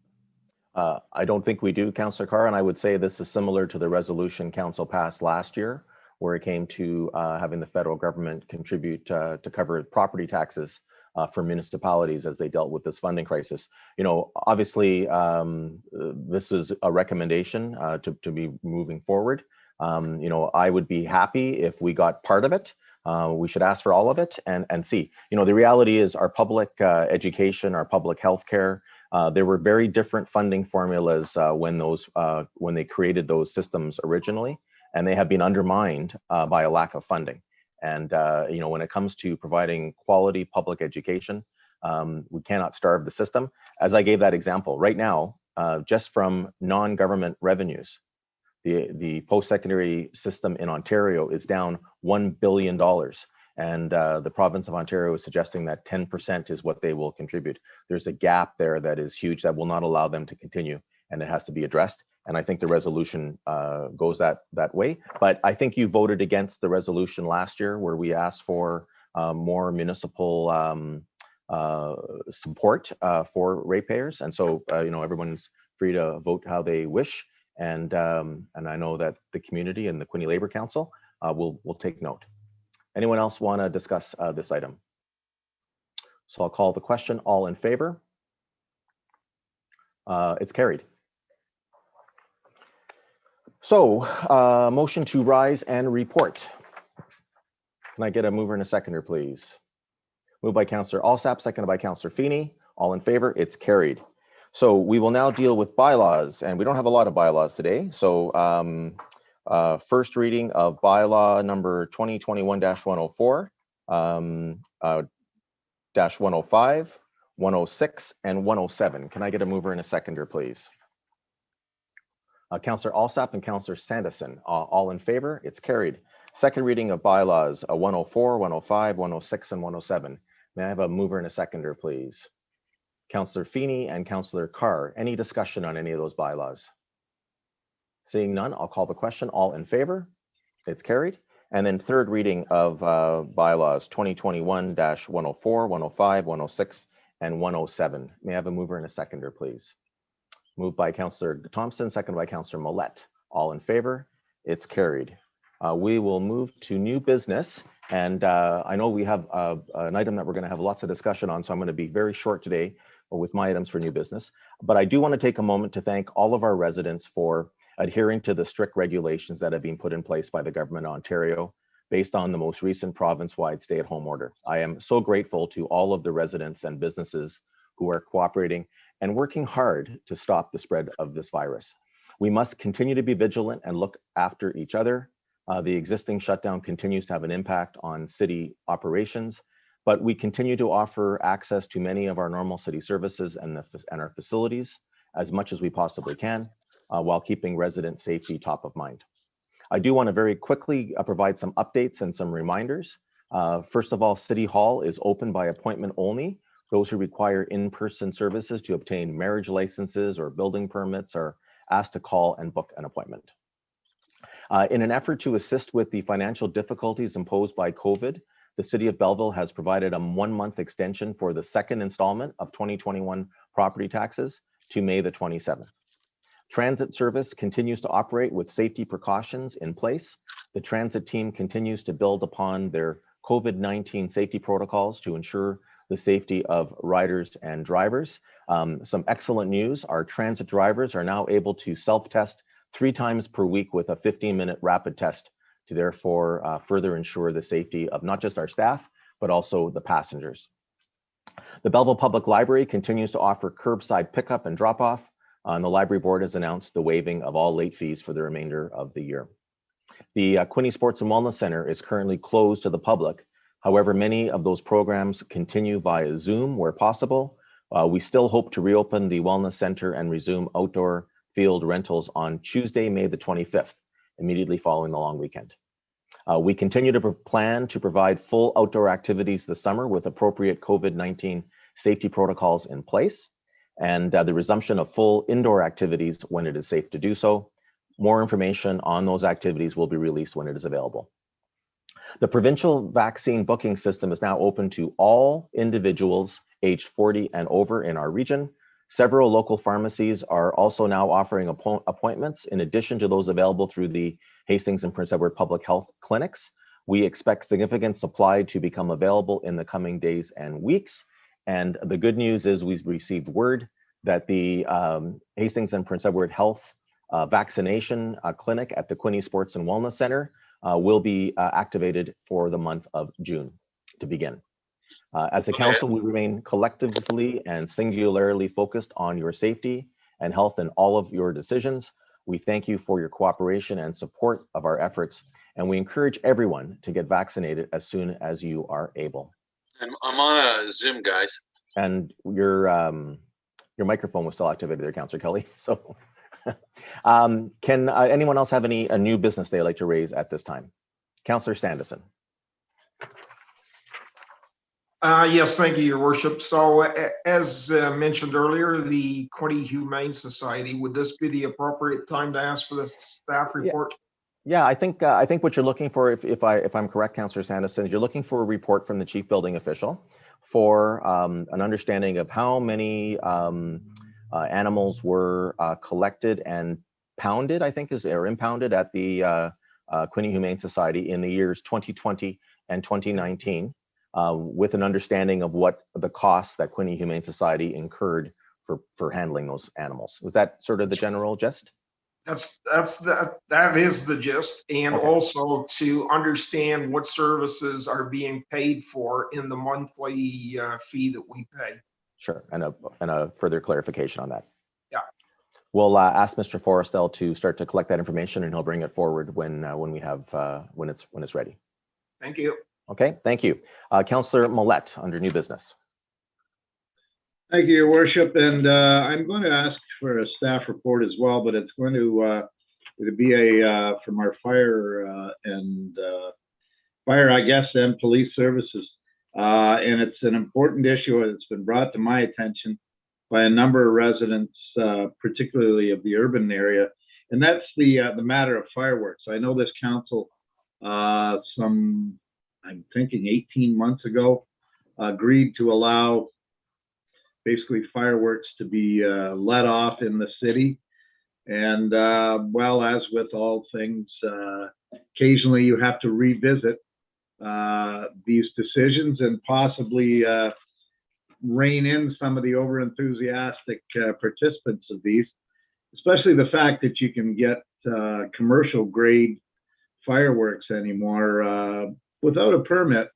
And some of these are quite spectacular, and to an awful lot of residents who've reached out to me, both dangerous and rather menacing to anyone, particularly who owns pets. Young children are quite frightened by them sometimes as well. But I'm spurred to ask for this report, more particularly from some residents in the Moira Street area, and they would be in the Moira Street East area, who witness on a regular occasion people letting off fireworks in and around the river. Of course, in the river area when the water levels are low, there's a group who like to get right down on the riverbed and use that as their platform to blow off some of these giant fireworks. I know there have been complaints about other areas. I heard 2 complaints from people in the west end of the city that it seems people are using the former fairgrounds infield of the racetrack as a launching pad, and the fireworks often echo off the canyons, if you will, of the high-rise apartments in that area. So my point being, perhaps we should look at, and the letter writer here says, even posting notices in areas, particularly along the river, no fireworks should be allowed to be discharged in or around the river, with possible fines attached. But if we could get a report from staff, from fire and police, that if it's become an issue in terms of number of complaints filed, either through City Hall or through our protection services, with an eye to perhaps at some point restricting what days we might be able to use these fireworks. I'm thinking in particular of statutory holidays such as Canada Day, May 24th. So at least people in the areas know what to expect and when to expect them. Problem is that in a lot of our neighborhoods, Tuesday night seems to be a good night for a grand fireworks display. So if I could, I'd ask for some kind of a report on whether or not it's an issue. It could just be people that are a little intolerant, or it could be a major issue that we may need to look at to regulate a little more in the future. So if I could, I'd like to ask for that. And I have a little more information from some of the people that reached out to me if I need to provide it. Just one moment.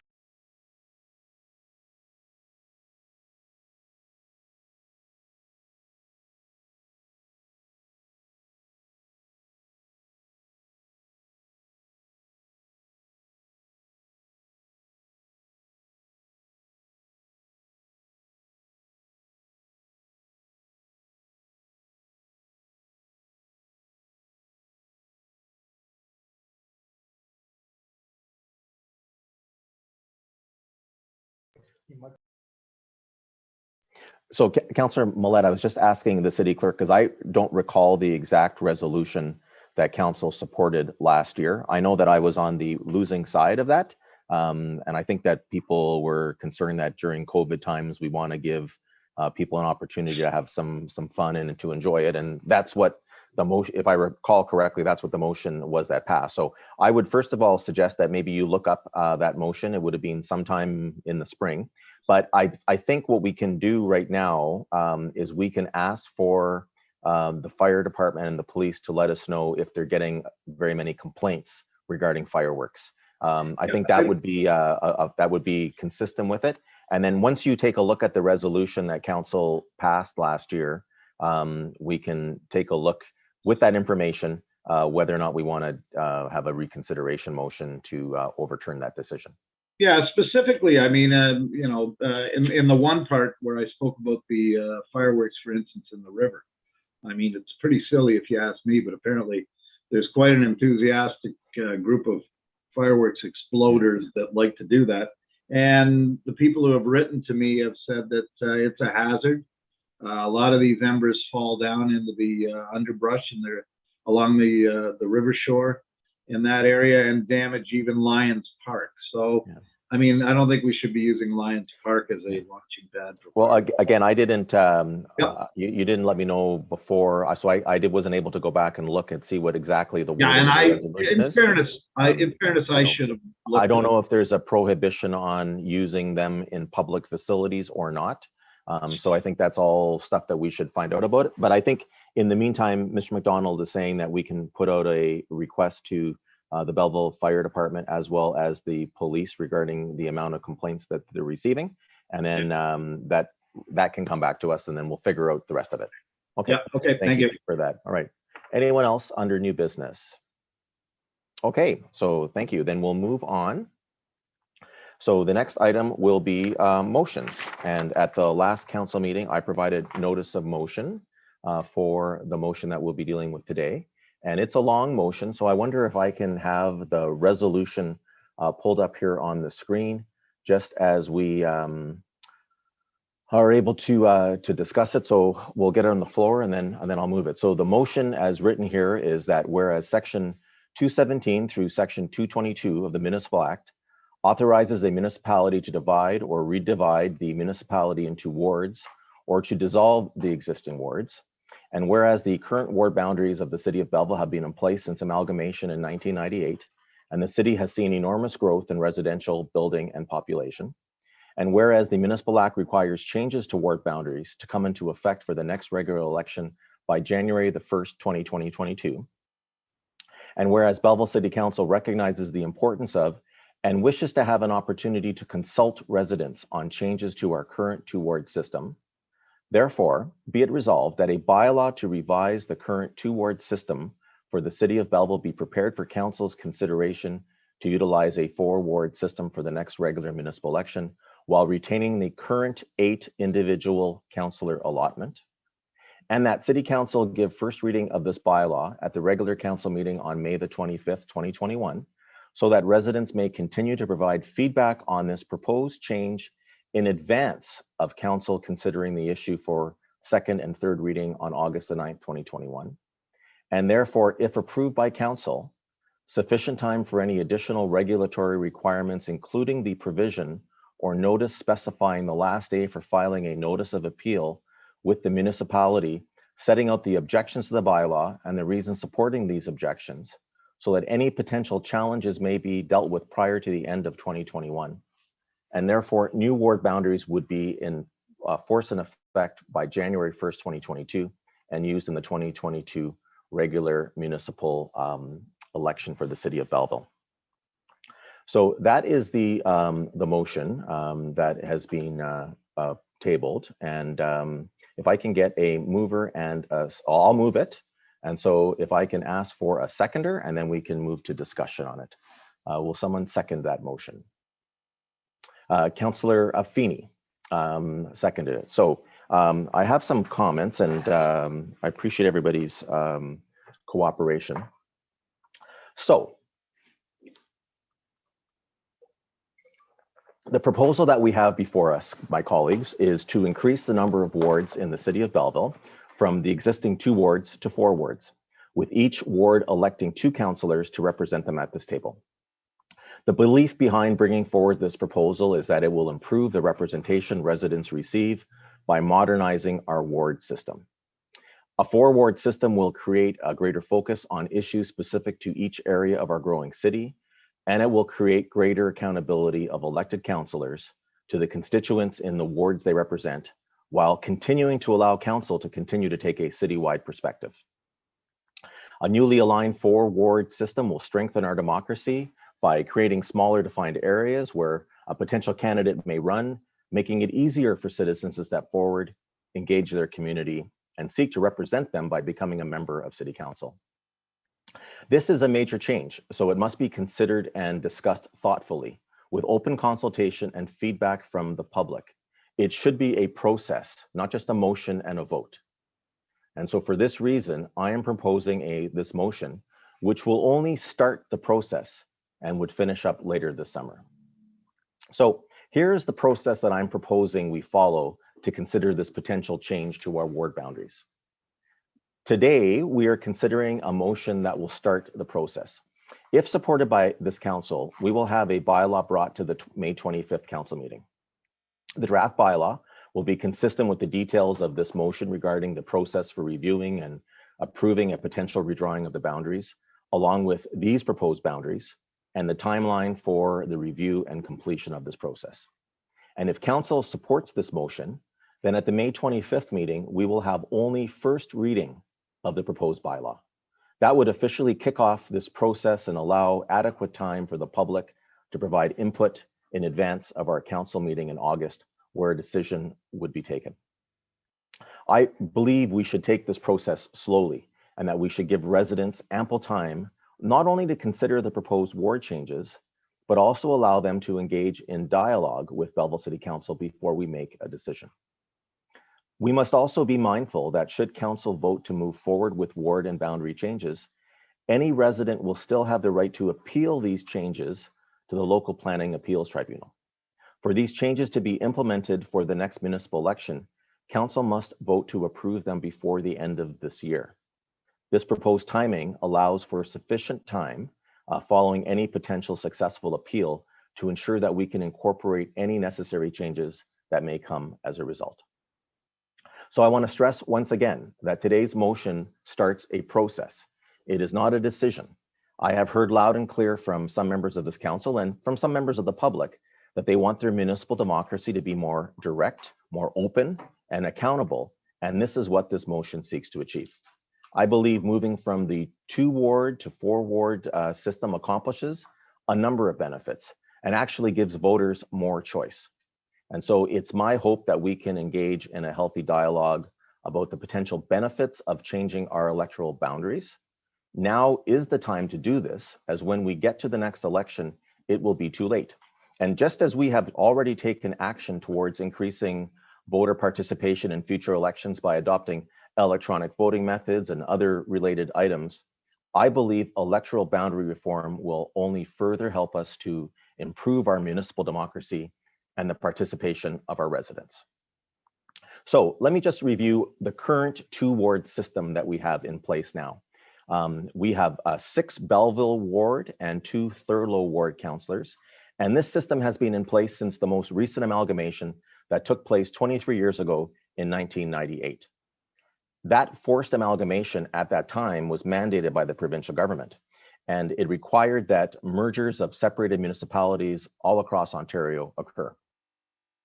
The city of Belleville amalgamated with the former Thurlow Township and made a deliberate choice at that time to start with an unbalanced or an unequal ward system. And this was done to ensure that Thurlow residents would have a clear voice at this council table and that those voices would not be drowned out by the more populous Belleville urban community. So, you know, a question I get a lot from some people is, why change? Well, I think first reason we need to look at these changes is because of the population changes. You know, in the last 23 years, the city of Belleville has grown and changed substantially. And back in 1998, the overall population of Ward 2 Thurlow was predominantly rural. And today we have some major urban areas in addition to that rural population in Ward 2 Thurlow. And it's increased the population of Ward 2 significantly. Another reason to change, I think, is that there is a fair amount of unhappiness in Ward 2 with the status quo, with the current system we have now. Since the 2000 election, there have been calls from some urban Thurlow residents for the creation of a single citywide super ward. They claim they want to help decide all the members of city council and not just their 2 councillors and the mayor. And there are also many in rural Thurlow who feel the arrangement made to protect their interests back in 1998 has been diminished and undermined because they have been lumped in with the urban part of Ward 2, which has grown at such a rapid pace. And some of these people also believe that the increase in the urban Ward 2 population has made their rural issues less important when it comes to decisions made by city council. I've even had some rural residents describe their situation and how they live different lives. They have different services, and some of them are actively continue to farm, but they describe their situation as being a minority within a minority. To them, it's simple math. They feel they can always be outvoted in the scenario where there are 2 Thurlow councillors and 6 councillors from Belleville Ward 1, regardless of where the mayor sits on different issues. But in addition to Thurlow Ward's unhappiness, there's also unhappiness in Ward 1 with the status quo. And it's not just concerns, as I said, from Thurlow Ward residents that need to be addressed. In Belleville Ward 1, many residents complain about the long list of candidates they must choose from when voting for 6 councillors at large. Let me read you one letter from a resident which perhaps says it best. And I won't identify him, but I'll just say let's say his name is Peter. And he wrote to me shortly after I had first made my intentions known that I wanted to bring a notice of motion forward. And he wrote to me and he said, Mayor Panchuk, I couldn't agree more with you on the need to rework our ward system. This may ramble a bit, but please stay with me. I can testify to the unapproachability of trying to select up to 6 candidates from a list of 17. As a first-time voter in Belleville last time around, this was the task I faced. Where do I begin? At an all-candidates meeting with 17 nominees on stage, how could you even hope to have a debate over important issues or even a serious roundtable discussion? I can't imagine that the present system even worked properly years ago. And it's not just the election that's an issue. If I have a question, concern, comment, or suggestion about a municipal issue, what's the approach? Do I select 1 from 6 councillors to contact? How would I do that? Maybe I send it to all 6 in hope that 1 bites. No, probably I would send it to the mayor and trust that my note, like this one, makes it through his inbox. I'd like to hope that when fixed, a new alignment of wards would mean that votes in each of the 4 wards would have the same weight at council, i.e. that the population of each is approximately the same regardless of the previous boundaries. Although I'd like to hope that one might be a rural ward, to me that's not critical. Someone living in a McMansion along the river doesn't have the same concerns as a real farmer. It's not just a matter of taking the adjusted Belleville ward and dividing it into 3 also. Provision should be made for the short term, 5 to 10 year growth, so that we don't go through this process too frequently. Colleagues, this is the frustration for many residents, especially those who've moved here in the past 15 years and have had experience with more ward systems before they moved here. One of the changes that we've endorsed recently is to proceed with telephone voting as an option in the future. Imagine the frustration for people like Peter, who sent me that email, who think 19 candidates is too much at an election forum when they have to run the gauntlet of the telephone voting system. Also, the size of Ward 1 discourages people from running for council. There's also frustration for those who have either wanted to run for council or those who have run either successfully or unsuccessfully in Ward 1. The size of Ward 1, which is about 2/3 of the city of Belleville, is just too big. It makes it very difficult for a candidate to personally get out and knock on every door. It also makes the cost of running for council prohibitive to some, should they wish to consider doing mail drops or having signs made to increase their familiarity to voters. Anyone with serious work or family commitments simply can't run today for a Ward 1 council seat unless they make it their full-time job if they realistically want to get elected for that campaign period. It unfairly excludes single parents, the majority of whom are women. And the current Ward 1 size is a discouragement to run for council for people with disabilities and people who rely on public transit. And let's face it, unless you're an incumbent or a well-known community member, it's hard to stand out in a field of 17 or 22 at an all candidates meeting as we've had in the last 2 elections. It makes it next to impossible to have a realistic question and answer or dialogue between citizens and those running for municipal office when the field is so large. Also, Ward 1 size and number of councillors is frustrating for residents in between elections. One of the most surprising and shocking things to me as a mayor is how often I hear from residents who ask me who their councillor is in Belleville Ward 1. And when I tell them they actually have 6 councillors, they're often exasperated, and I can hear it in their voice that they have 6 councillors but don't know or haven't met a single one of them. And I don't get that same response when Ward 2 residents ask me who their councillors are, and I tell them the names of their 2 representatives. And I often hear stories of people who have just dropped an issue because they don't know which councillor to go to, similar to the email that I just read shortly. Also, Ward 1 size can be frustrating to councillors after you get elected. And I certainly can speak with some experience having been a Ward 1 councillor. Sometimes I hear stories about residents who they shop around until they find the right councillor who will take on their cause. And then that councillor does some digging and finds out that 3 other Ward 1 council members have already tried to help that person.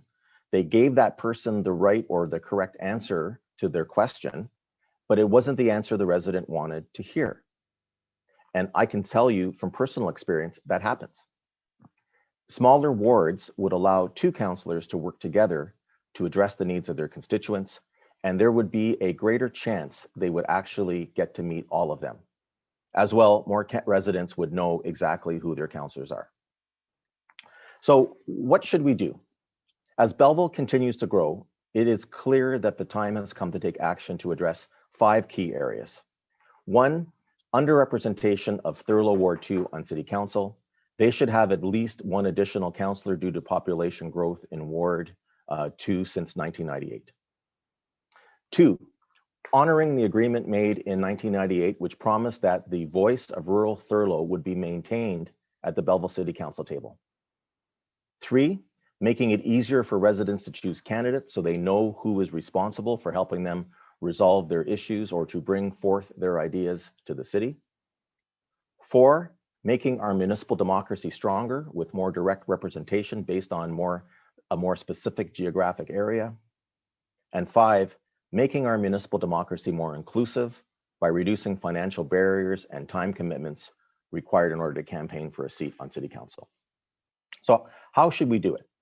You know, I didn't come up with this proposal all on my own. I want to thank the city staff who helped me pull this all together for your consideration, as well as for the input from some members of council and the public.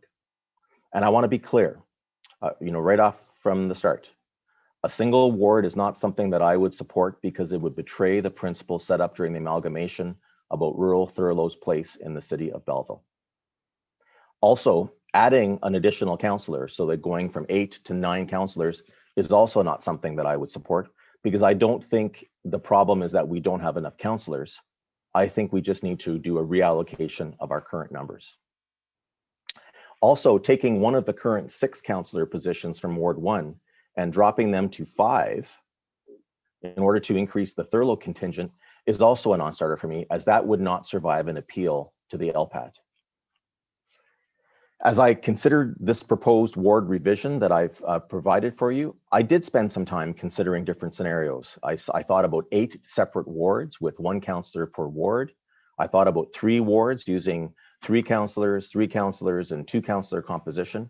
And I thought about that single super ward that some are calling for. But ultimately, 4 wards with 2 councillors each seems to be the best and the fairest way to address all 5 of those areas of concern. So, you know, just a little bit more on why 4 wards. Many other municipalities use a ward system with smaller wards because it has been proven to be a better system in terms of addressing the needs of constituents, addressing needs specific to a geographic area, and making it easier for residents to bring forward ideas to council. Our experience here in Belleville, watching our Thurlow councillors since 1998, shows how well it can work when residents have two clearly defined councillors to whom they can bring their concerns and opinions.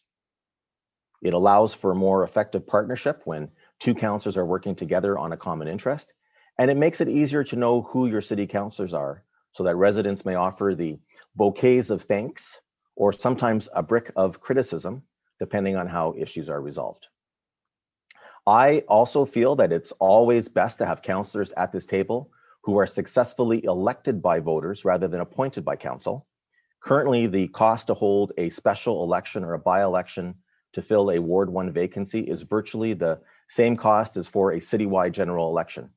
Having a 4-ward system makes it easier and less expensive to fill vacancies through a special election.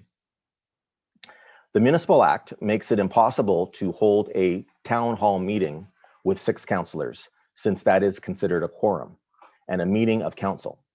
And I have watched the success of the Thurlow town hall meetings with councillors Carr and Sandison. And I believe the rest of Belleville would benefit greatly from the same types of interactions between residents and councillors. Having all wards represented by 2 councillors each would allow them to have the option of also hosting town hall meetings when it's safe for us to do so, to gather again for those types of events and meetings.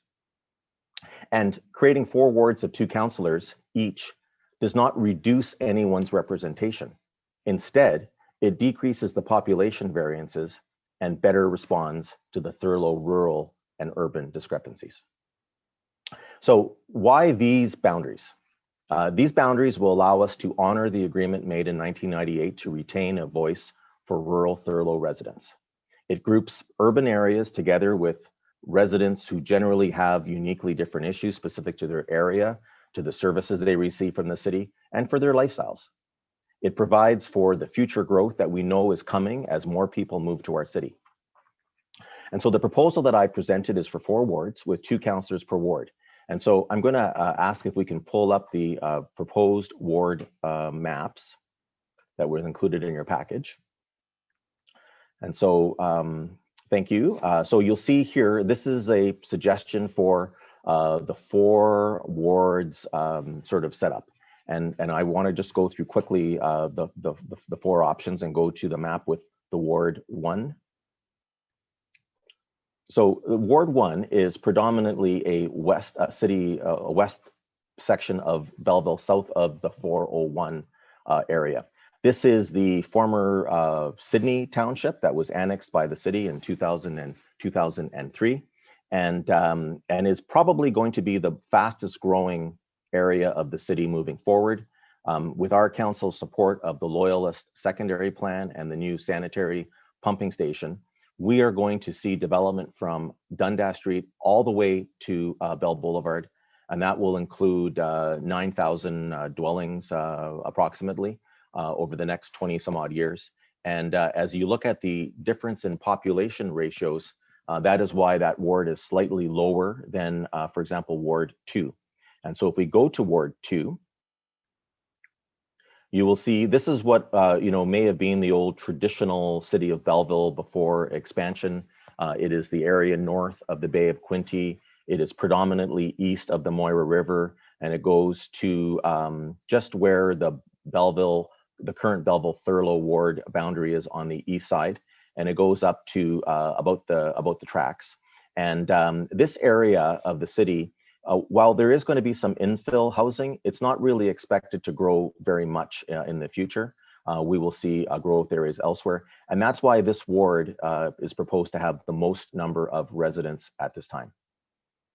When we go to Ward 3, this is sort of a unique area in which it takes the urban areas from Thurlow Ward now, north of the 401, and combines them with urban areas south of the 401. And this is mostly in response to folks in those areas that are on city services. They have city water, they have city sanitary. We're going to be expanding transit into these areas. And the area north of that is likely going to see service expansion in the future as part of it. And there is room built into this ward for growth in the future.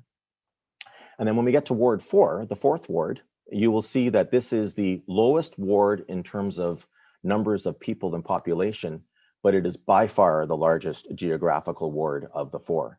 And that is to recognize the fact that this is predominantly a rural ward, and there are people who have common interests. They are living on septic system. Many are actively using their properties to earn their living in terms of farming, and they have and many of them don't have street lights. A lot of those areas that we have rural roads, etc. And they have different issues and different concerns and different desires than folks that are in other parts of the city of Belleville. And so we have put them in that way. So those are the four wards that I am proposing. And I believe that the time is now to make these changes, not just for the 2022 election, but also for the next 15 to 20 years, which may be how long they will be in place before being revisited by a future city council. As I said, it's been 23 years since we have last changed them, and we don't know how long it'll be in the future, but these proposed wards are built for the future changes in our city over time. So in closing, colleagues, and I appreciate everybody's patience as I try to explain in a more fulsome way sort of the motivation behind this proposal, as well as what I'm suggesting that we do today, that we are basically starting a conversation with residents who can tell us what they think. And if they don't think this is something that we should do, we can make that decision not to do it in August. And if there are suggestions for some changes and some questions or some tinkering, I'm open to amendments to these proposed ward boundaries. But I think that this proposal represents a rebalancing of our ward system and provides future city councils with a solid foundation to accomplish more for all residents of Belleville. You know, we know this, that we are experiencing incredible growth in our city, and we will continue to see that growth for some time as more people leave larger urban areas and move to our friendly city. We welcome them and their contribution to our community, and this realignment is a way that we can better receive their involvement. In closing, I want to again stress to all of you that we are not finalizing these ward boundaries today with this motion. Your support of this motion will allow us to move to the next stage where we can begin a conversation with residents to get their feedback and input on how a 4-ward system might work for everybody. And I don't know how anybody would be against that. So I want to thank you for your consideration of this motion, and I ask for your support so we can move to the next stage of this community conversation. And again, I thank you for your patience and your attention. I'll open it up now for discussion on this. I see Councillor Thompson. Go ahead, sir. Thank you, Your Worship. First of all, I've been in around Belleville now for a number of years and been a councillor now for just about going on 16, 17 years. Yes, our city is growing, but all of a sudden we're going to try and try to come to a decision on a short period of time. And we're just coming out of COVID. We're going to try and get people together.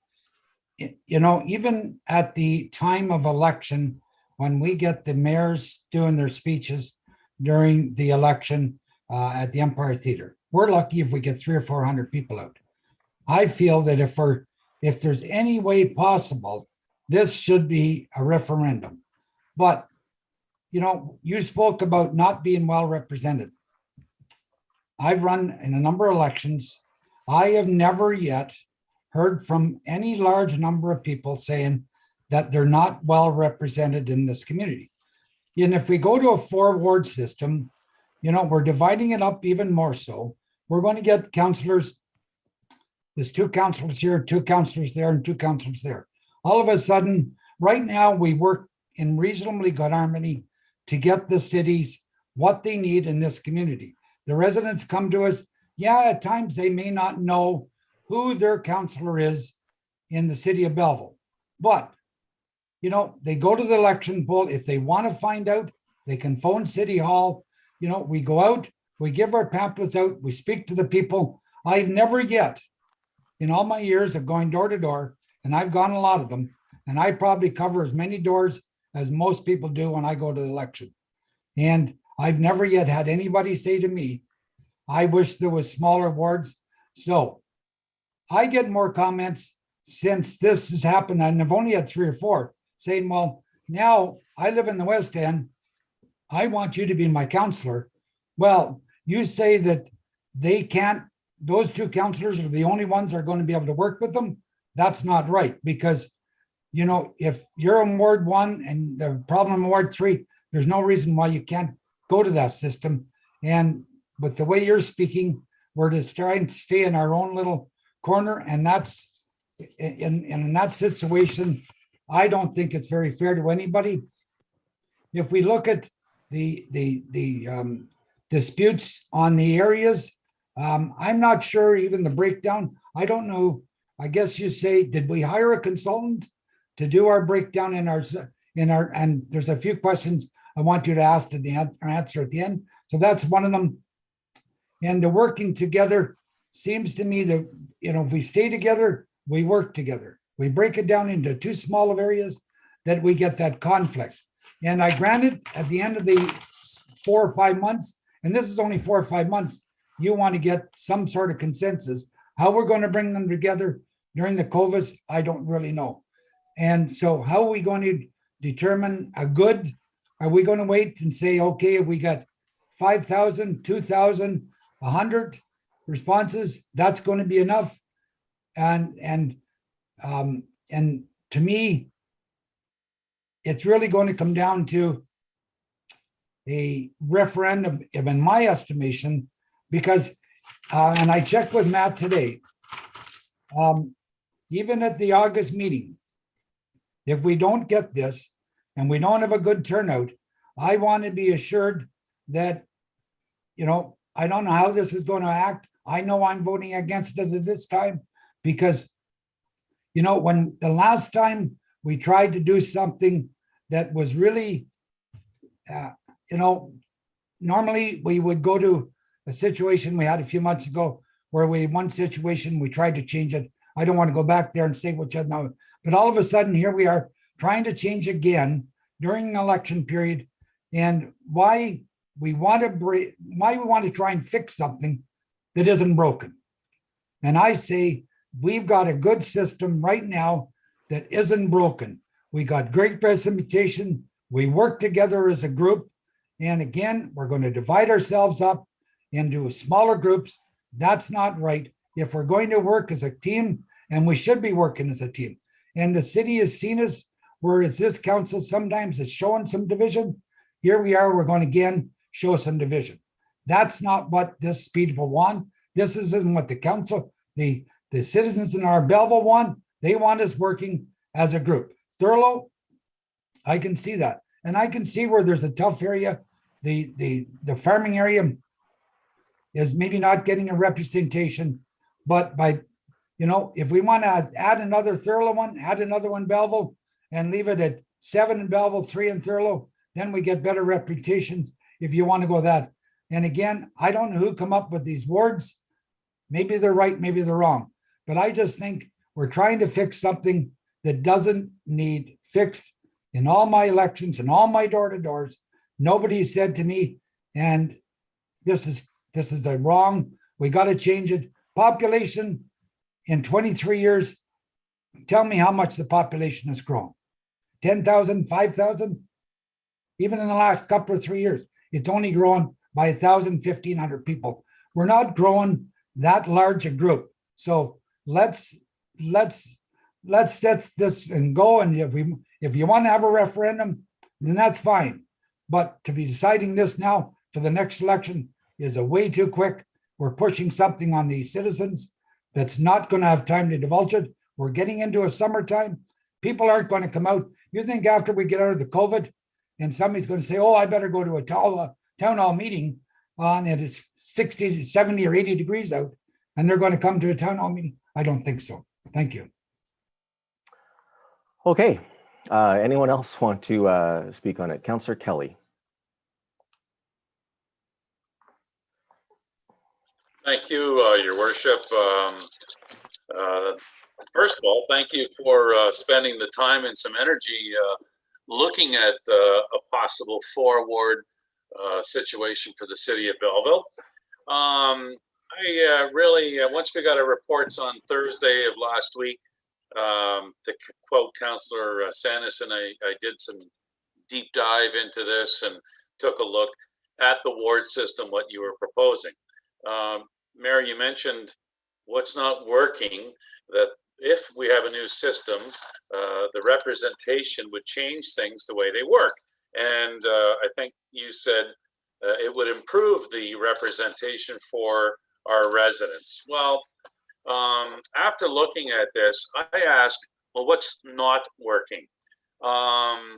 Last Friday, I was on a Zoom meeting with a councillor from Ward 2, Councillor Carr, and myself dealing with a long-term care issue with a family from Thurlow and from a lady in Belleville. So I didn't find any hiccups or any challenges working with Councillor Carr. I look as council, and this is me speaking, as one team. We represent everybody. I don't think of the ward system. I don't think when I cross the 401, I'm in Ward 2 now. I don't look at it that way. I look as 9 people working for every resident of the city of Belleville.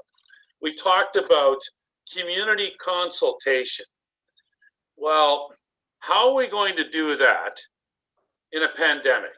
And Councillor Thompson referenced September it might be over.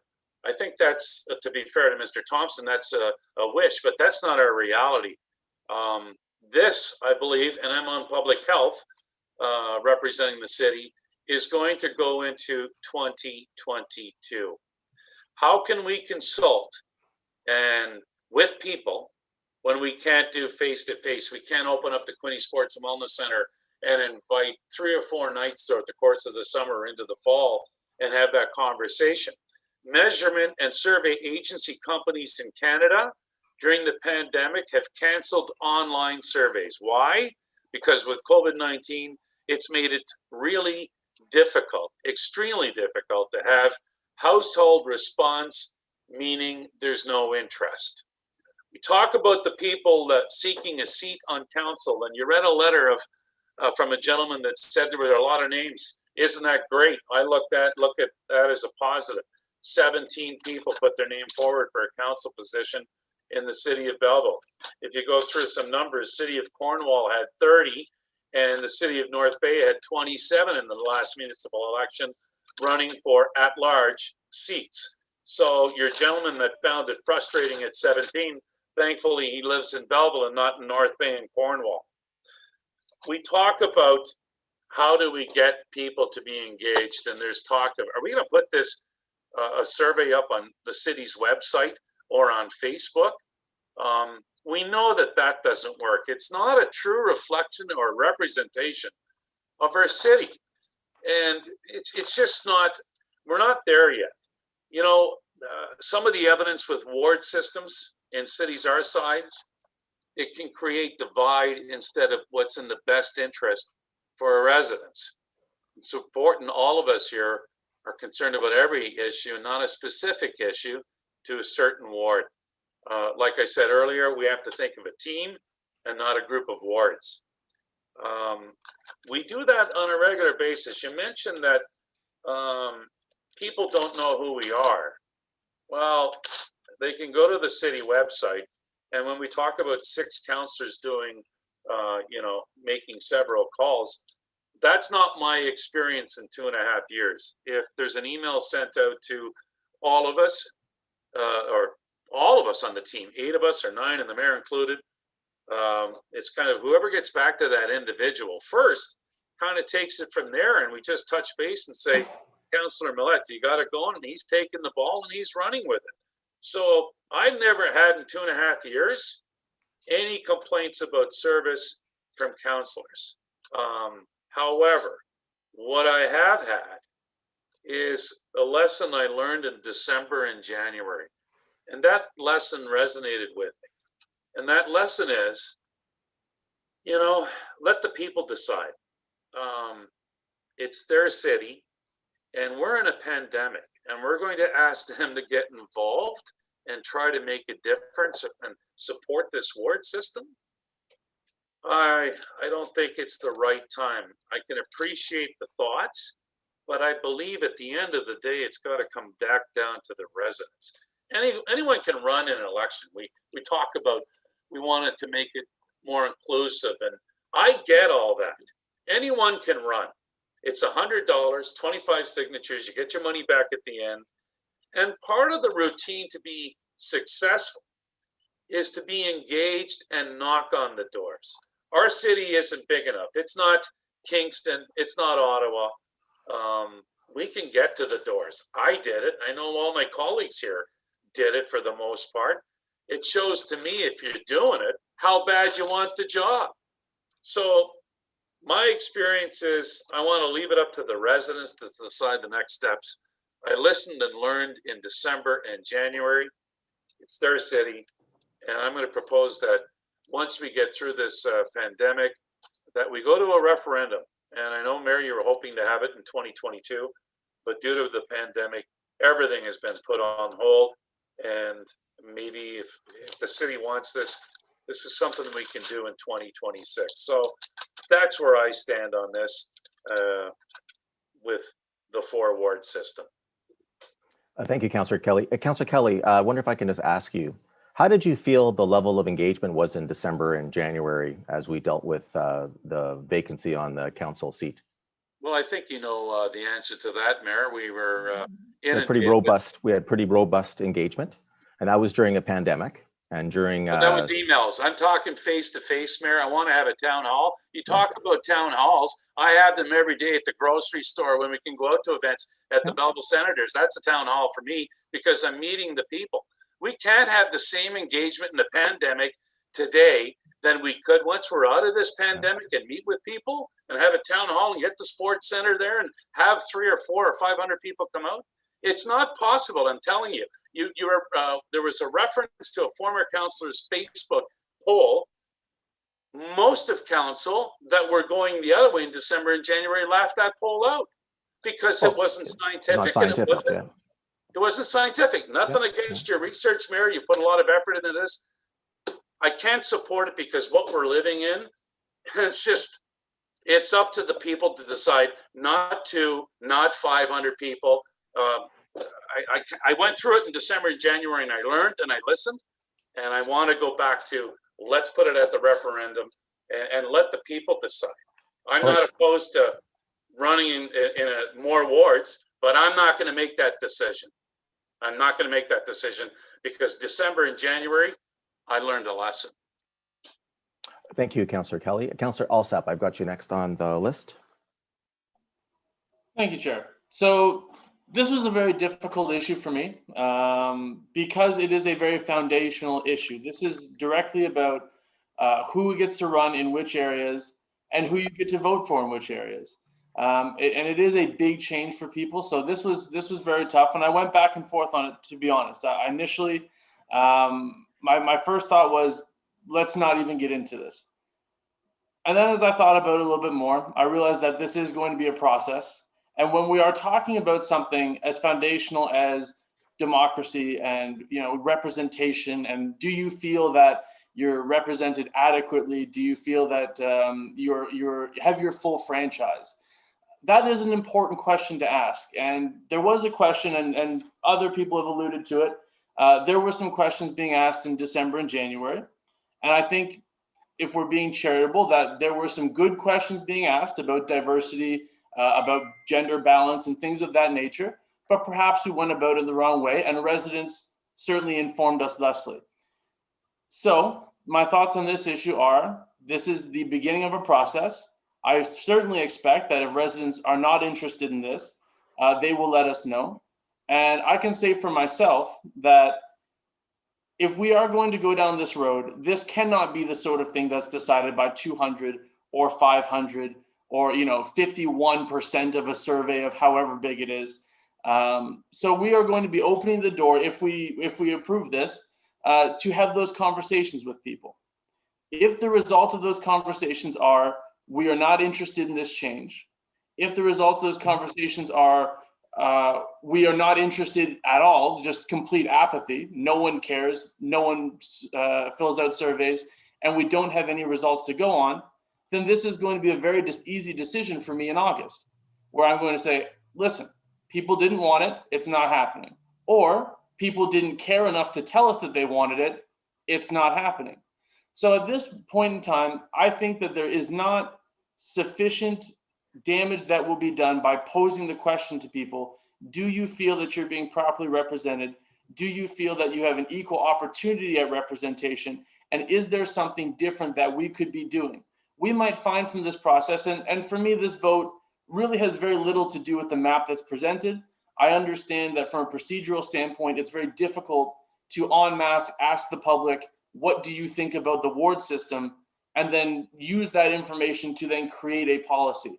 Unfortunately, you have to start somewhere, and you have to start somewhere that is, as has been explained, is legally defensible. You can't put forward a map that you know would eventually be defeated by an LPAT appeal and things of that nature. So for me, it's not so much about the map that we have in front of us as it is about, do you feel properly represented? I know certainly people came out in droves when there was an issue a couple months ago related to representation. I think that there is something interesting to be said about the fact that we're having this number of these type of conversations, and there might be a larger issue there to investigate. However, I don't think that it is a negative thing to reach out to people and say, are you content with the representation that you have and the way in which we've been going about that in Belleville since amalgamation for 23 years now? And I feel pretty confident that people will either tell us if they're happy with a change, tell us if they're happy with the status quo, or tell us that they don't care, in which case we're going to leave it the way it is. But if this gets to a point where we have public feedback, and for me, you know, people have thrown out some numbers. I believe 14,000 people roughly voted for mayor in the last election. For me to feel comfortable, I would probably need to see 5,000 to 7,000 surveys and a defined preference of at least 60% in favor of a change, whether it be this change or a different change, for me to feel that we had really sampled the population. And so if we don't get anywhere close to that number, I'm not going to support this any further.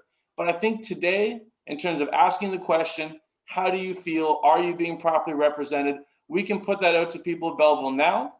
And if they tell us that they don't care, then we'll move it to a referendum or we'll get rid of the idea altogether. But I'm not concerned about the people's ability to express their viewpoint.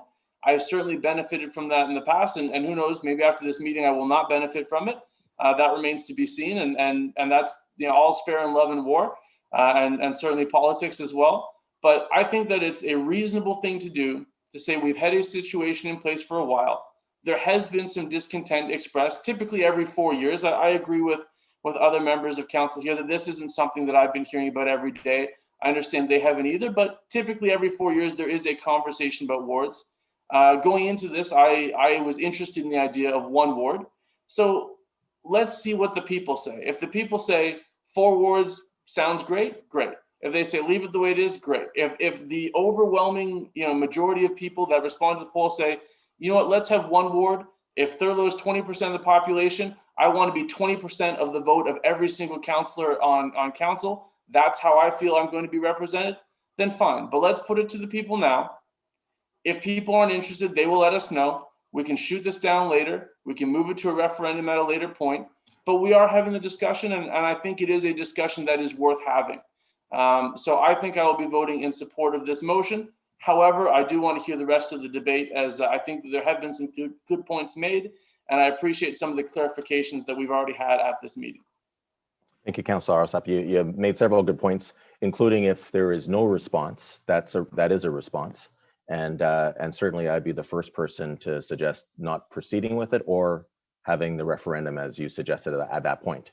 But I think, you know, all I'm asking for is just to start that dialogue, and then we can decide on the matter in August. Next on my list, I have Councillor McCaw, and then Councillor Carr, and then Councillor Standison. Councillor McCaw. Thank you for you. Councillor McCaw, can I suggest you, Councillor McCaw, can I suggest that you turn your video off because your sound is really choppy and it may just be your bandwidth is not sufficient. We might be able to hear you without the interruption then, if you don't mind. Is that better? Yes. Is that better for you? Yeah. Okay. All right, so I guess I'll start by saying my usual, and that is nothing changes if nothing changes. What I'm hearing here is democracy is being under threat of being silenced just by simply not allowing the process to go forward. Nobody is making a decision today, but nobody is willing to listen. Nobody is willing to hear from the constituents. You know, I ask, what are we afraid of? What is it? What are we afraid of exploring here? Are we looking after the best interests of the constituents, or are we looking out for ourselves? Because the only difference I see here is who gets to vote for us. And honestly, I have represented Ward 2 residents as thoroughly as I have Ward 1. So that doesn't mean anything.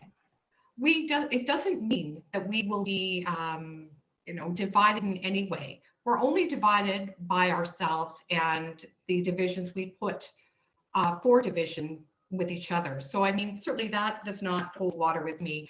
I know Pat Culhane was a really big supporter of this. She hated finding out that other councillors were currently handling an issue and then being sprung on it. I know, Mayor, she was working with you on this well before she passed away.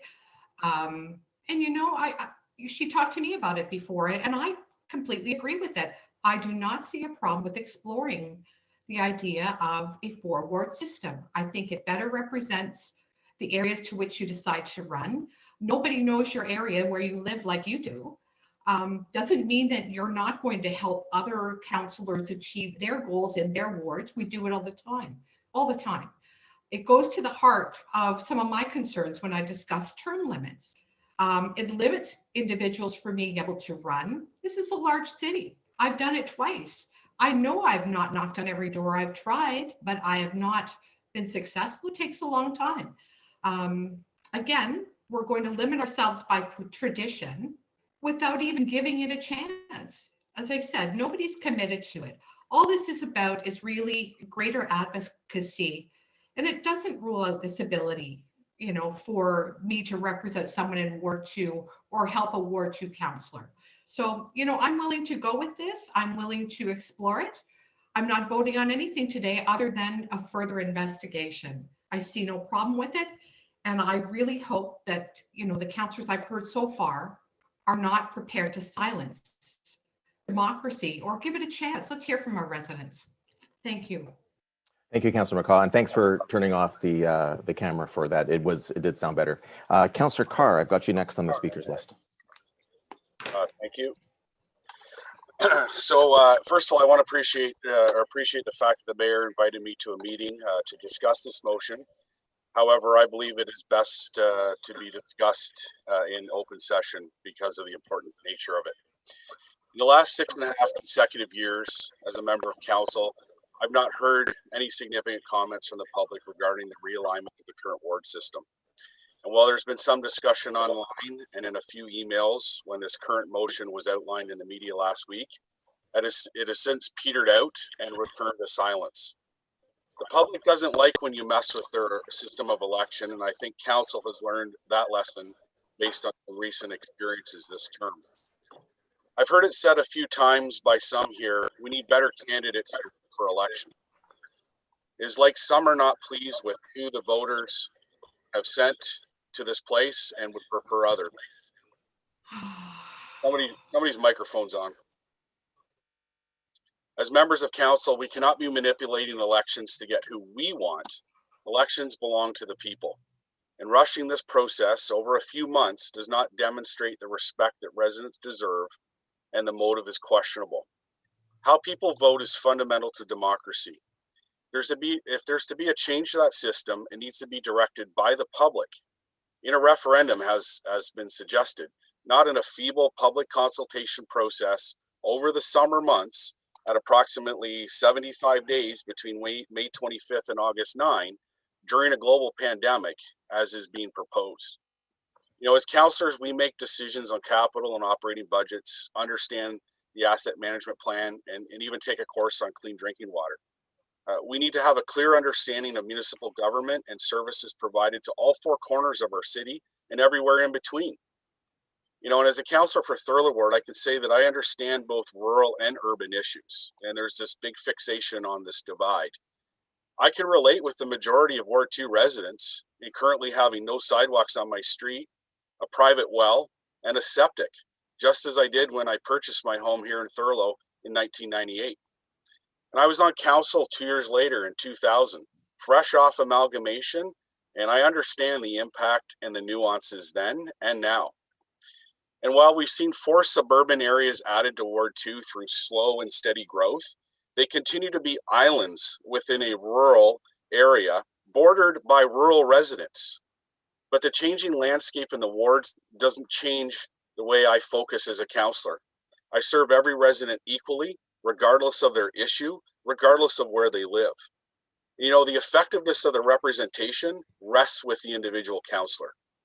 I demonstrated that effectiveness last term, and residents returned me to this place. And for that, I'm grateful and honored. You know, the current ward system proportionally represents each area's population. There are approximately 42,000 residents in Ward 1 and about 11,000 in Ward 2.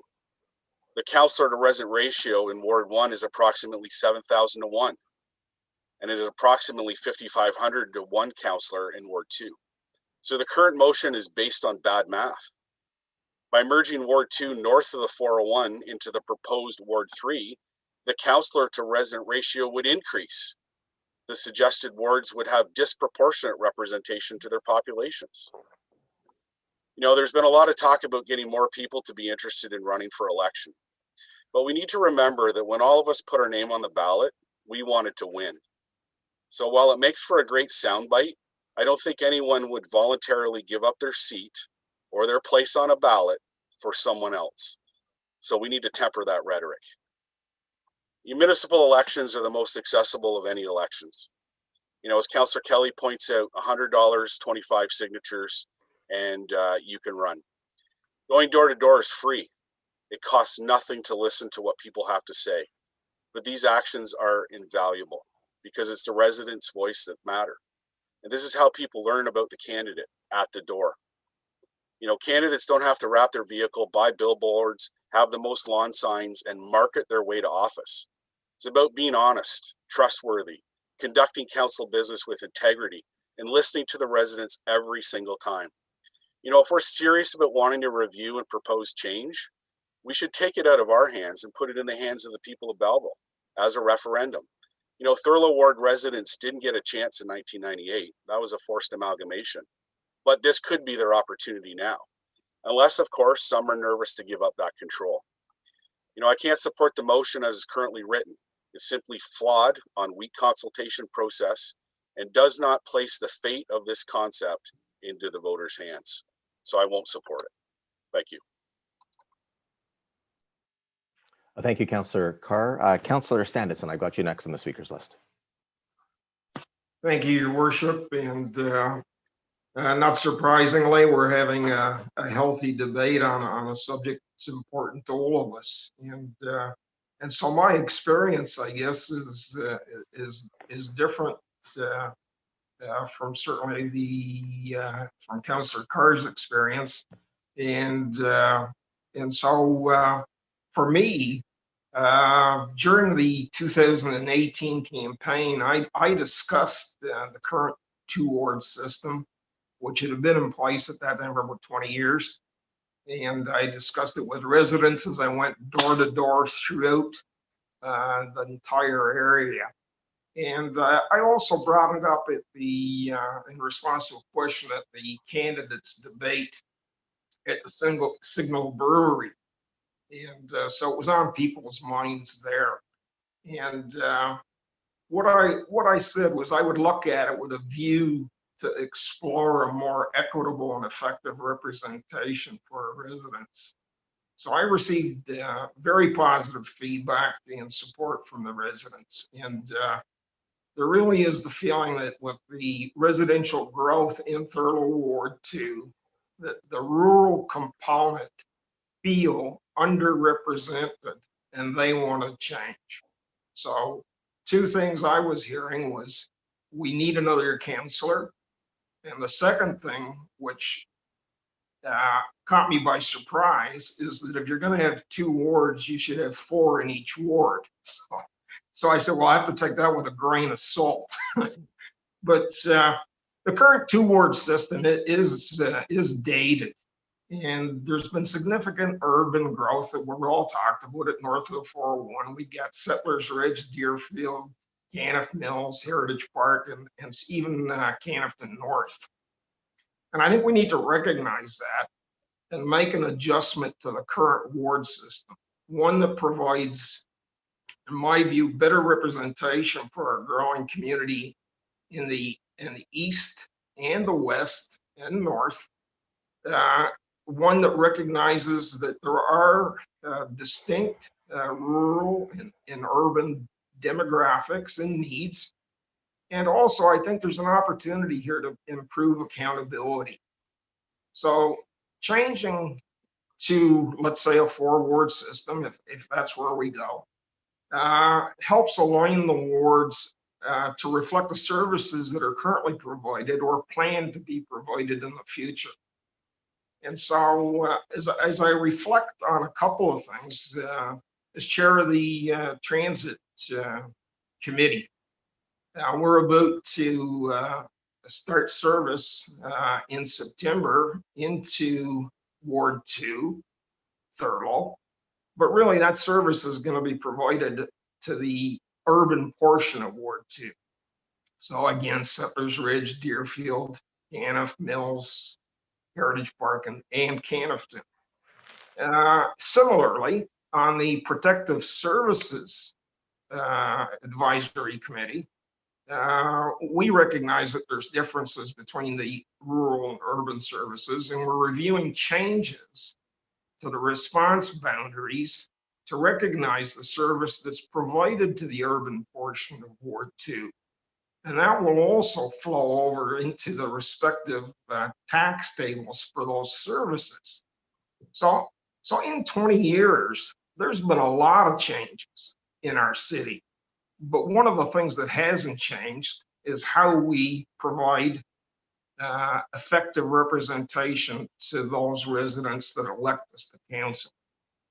So when I look at the maps, moving the urban portion of Ward 2 into the newly created Ward 3, I think it captures those changes that have occurred over the past 2 decades.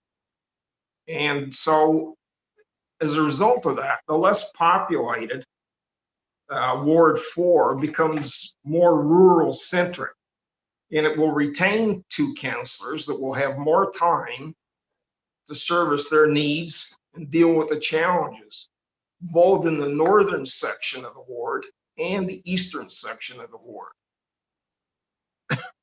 So as I looked at the boundaries, the one thing that did sort of stick out, and I had some feedback from residents as well, is that the boundary be between Ward 3 and Ward 4 in the maps.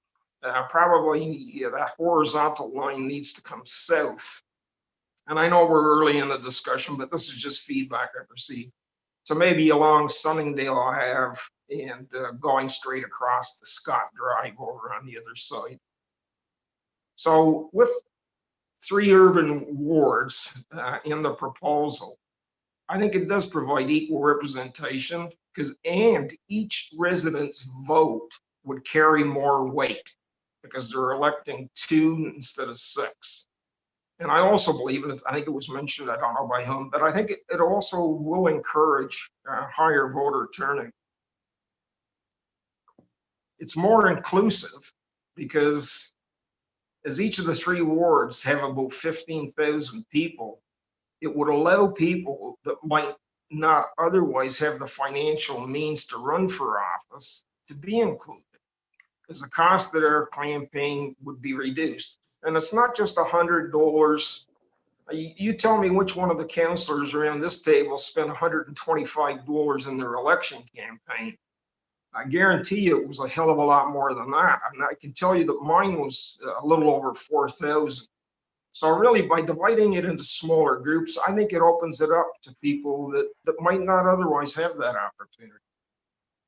And the one thing that's been touched upon, and the benefit of the 4 wards is that it does help foster a closer relationship between the residents of the ward and their two councillors. And it makes each of them more accountable. And as an example, you know, Councillor Carr introduced town hall meetings in the current Ward 2. And he has partnered with the other Ward 2 councillors, myself included, to share information, engage with the residents, and hear firsthand the issues that are of concern to them throughout the ward.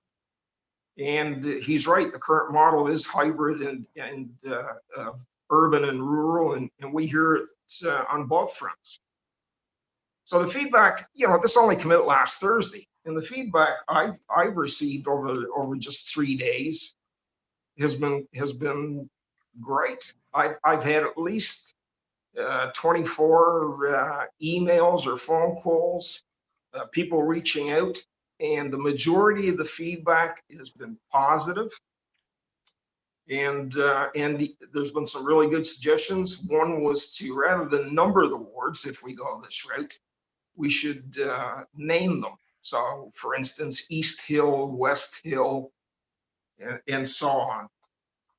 So one of the other things I decided to do when this came forward is I did some research into Ontario municipalities. And I looked at a population range of between 35 and 70,000. You know, of course, we're in that range. So there are 23 towns and cities in that category, and 70% of them utilize a ward system. So it's fairly common. And the one thing that was different is that they range in size and configuration. So I looked at Innisville, a population of 36,000, had 7 wards, 1 councillor in each ward, and a deputy mayor. Timmins, with a population of 41,000, has 5 wards, 4 with 1 councillor and 1 with 3 councillors. And Welland, which is about the same size as us, 52,000, they have 5 wards with 2 councillors each.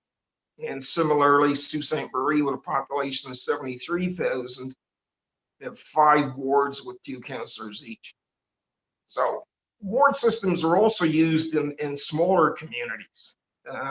Aurelia, with a population of 31,000, has 4 wards with 2 councillors. And Fort Erie, with a population of just under 14,500, have 6 wards with 1 councillor each. So you can see that there's, you know, there's almost a mosaic across the province in terms of how wards are configured. It doesn't mean any particular one configuration is right or one's wrong. They're just different. And I think they all try to get at the same thing that I'd like us to consider, is how to best represent our community and provide the service that they expect. So I would like to thank certainly my fellow councillors for their consideration, and Mayor Panchuk for bringing this proposal forward. And certainly at this stage of the game, and I know it's a process, with minor modifications, I certainly support this proposal and look forward to improving council representation for the residents of our city. Thank you. Thanks, Councillor Sanderson. Before I wrap up with closing comments, Councillors Feeney and Councillor Millette, you haven't said anything, so I'll recognize Councillor Millette and then Councillor Feeney, and then we'll wrap up this item. Councillor Millette, go ahead. Thank you, Your Worship, and I will be significantly less wordy than some of my some of my fellow councillors have gone ahead. I can tell you one thing. There's been an awful lot more verbiage expended in the last 45 minutes to an hour on this issue than I would suggest we're going to hear going forward on the input on this, because I've heard from members of the public, and what that's been has been crickets basically on this issue. It's the silence has been deafening on the need for this. Up to this point, who knows? If this vote passes tonight, Perhaps it will it'll gin up the populace to get riled up about considering wards. I highly doubt it, though. Trust me, I've seen this argument come before. Previous councils, some spectacular arguments have been made for the reasons for representation. And just like I've heard spectacular suggestions around the table tonight. But I can tell you this, being restricted to a ward in terms of representing certain portions of the city, I look back at 3 months of what I'd done in individual representations for citizens who had asked for help in the last 3 months as an exercise. And there were 6 of them that were significant. A couple of them, quick phone call, it was resolved. 2 of those were in Thurlow. 2 of them were outside the what would now be considered, I guess, under this system, Ward 4. One was in Foxborough. One was out on Clearview, I believe. But anyway, they were significant issues, and those were in Thurlow. 2 were on the west side of the city. One was on Sydney Street. One was near the former Nortel plant. 2 were here on the East End. So the point I'm making is that people don't look at boundaries. They don't look at their address when they, I can tell you that the average person probably doesn't know my address, nor does it know Councillor Thompson's, nor does it know Councillor Alsop's address here in the urban ward. But, you know, they reach out to us, we get things done. As the mayor pointed out, or read earlier, I got a letter that came to me on the weekend, and it's quite lengthy, and I'm not going to read it all, but I'll just give you a portion of it. Councillor Millett, I'm writing to you today to ask that you consider maintaining the current at-large system of electing councillors for Belleville Council. I moved to this area in 2005, and while I do not know you personally, I did vote for you on the strength of your understanding of the municipal government and your reporting on same for the Intelligencer newspaper. I moved here from a similar sized city in southwestern Ontario where a ward system was in place, and my brother-in-law was a longtime councillor who experienced the change from an at-large system to a ward system. He ran, won, and served for 2 terms following the introduction of the ward system, but grew frustrated with the turf politics of such a system and the forced disconnect he experienced when he was effectively limited to dealing with and representing only the people in his ward boundaries. And he goes on, but he says, in summation, I believe introduction of the ward system would be wrong for Belleville in its current size and demographic. It would only serve to divide the city into feudal fiefdoms, his words, not mine. A little flowery. Where 1 or 2 councillors in one area of the city look after roads, sidewalks, trees, and other services for their turf, as opposed to the greater good of all citizens. And, you know, that's where I came down on this. I've spoken to a couple of former councillors, some that had been long ago and remembered the first couple of battles on when there was a debate to divide into smaller wards. And what they came back with was division doesn't help promote unity. And I guess that really resounded with me because I really do agree. There have been many good arguments as to why we should have smaller wards for representation. It makes it easier for other people to run. We're gonna have all of these new, I guess, attractions put out there as to why we should, but this isn't about tradition or the tired old way of doing things. I think I see this vote as it's divisive by means by which we still have a relatively small city. Much as we like to think we're a booming metropolis and that we need to have wards in order to represent the burgeoning population. I think that this kind of a move will prompt the city to lose its all for one and one for all spirit that we see around this table. instead, in favor of protection and advocacy for turf, if you will, and protecting one's election chances, even in a small defined pen of city voters if you were forced into a ward. Again, division does not promote unity, and this bylaw and sectioning off areas of the city into wards does plenty, in my view, to erode that unity. I'll not vote to take away that which has and still serves the city well. And again, not because it's old, it's tradition. It's a former city councilor said just the other day, if it's what's broken about the system now, just what is broken of the system. And I heard that argument whenever I bring it up with anybody else. I hear about this from people who've entrusted me with their vote. And one thing that the letter writer brought up, and I'll repeat, and it resonated with me. It was a quote that he had heard recently out of the US. Sums up push for change. When you change who votes, you change who wins. I think we're pretty much tired of some of the battles of who votes how and for whom, or how we make choices for this council this time around. I think we've had that battle, and it's been pretty divisive. I think this move does nothing for unity, does nothing but confuse, in my mind, voters.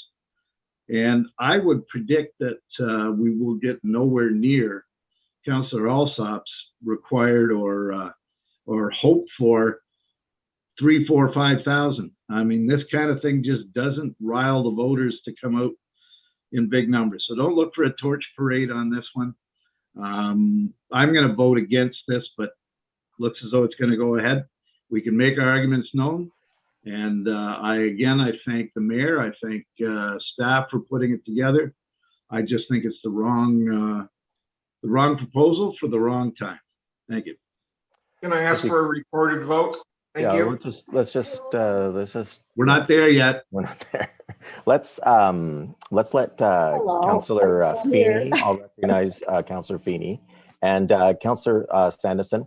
I'm just going to ask you to hold off on that until after I make my closing comments, and then certainly if you want to at that time, I'll recognize your request. But listen to Councillor Feeney. I know that we will pay as much attention to her comments as we had to listening to everyone else. Councillor Feeney. Well, I am going to make it brief, but I am going to support this motion. I'm really looking forward to the opportunity to have the public approach us. I'm coming at it from a different perspective in the fact that I'd never run for council before, and this was my first time. And I tried my darndest to do the door-to-door and everything else, and I went to different parts of the city from where I lived by bus and all of that, and I made my absolute best chance. But it is a large city when you look at it from trying to go door-to-door. The other part is that we're always very talkative about diversity on council and getting more representation from our community. And I think it would be easier for unknown people. I mean, if you have a big public persona or whatever, it's not as big a place because you're an entity. But if you are someone from a diverse culture that is very interested and eager, but isn't as well known, then you have a huge territory to cover. And I'm sure that not everyone of us has ever been able to, in Ward 1, to cover all the people in the community. So I think it's something to look at if you're serious about having diverse council members. The other part too is I look at it from an arts, culture, and recreation perspective. We currently only have one band shell. The library is looking to expand into different parts of the area. We've got the master plan for parks and recreation. I think it would support initiatives where we could bring amenities into different parts of our city. I disagree with the notion that because we're going to put it into a ward system, that we're going to end up with the fiefdoms. We as councillors sit around that horseshoe, and we all have to represent Belleville.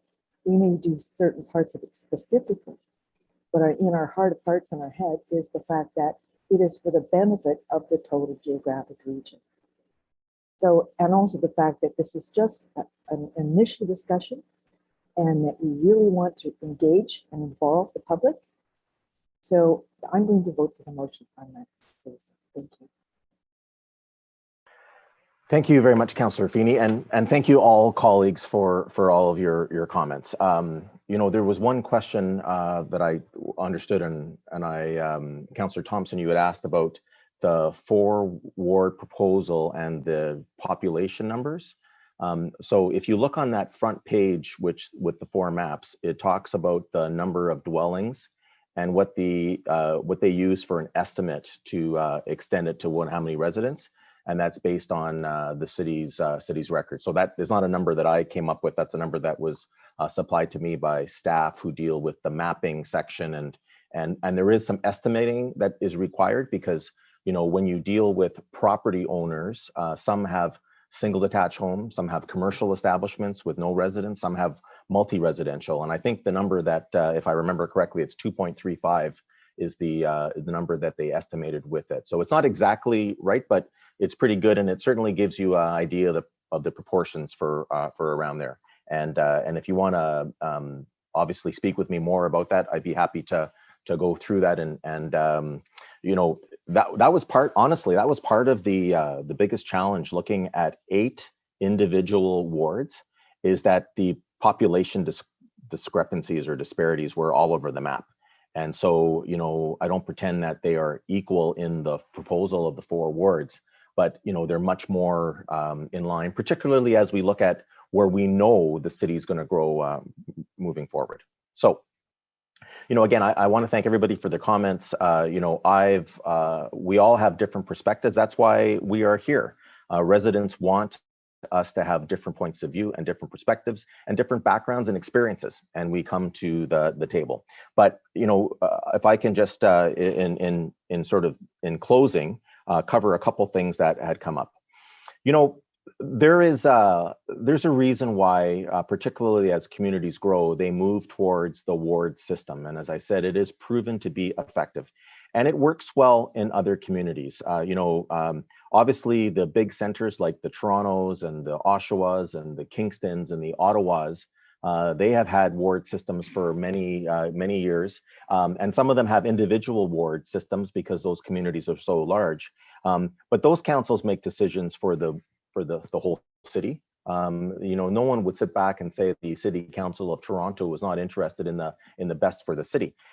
One community which, you know, for me is the most comparable to us, because I do agree that Kingston's significantly bigger, but, you know, in the Eastern Ontario region, we have a lot in similar with the city of Peterborough.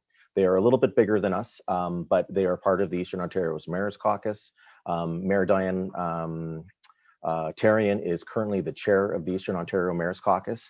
And Peterborough has 5 wards with 2 councillors each and a mayor, so they have an 11-person council. And in my conversations with Mayor Tarian, you know, she says, yes, individual councillors fight for their ward. And we see that now. You know, I think that Councillors Sanderson and Carr are effective advocates for issues from Thurlow, and we see it regularly during budget or whatnot. And what's wrong with that? What's wrong with people advocating for the residents that they represent?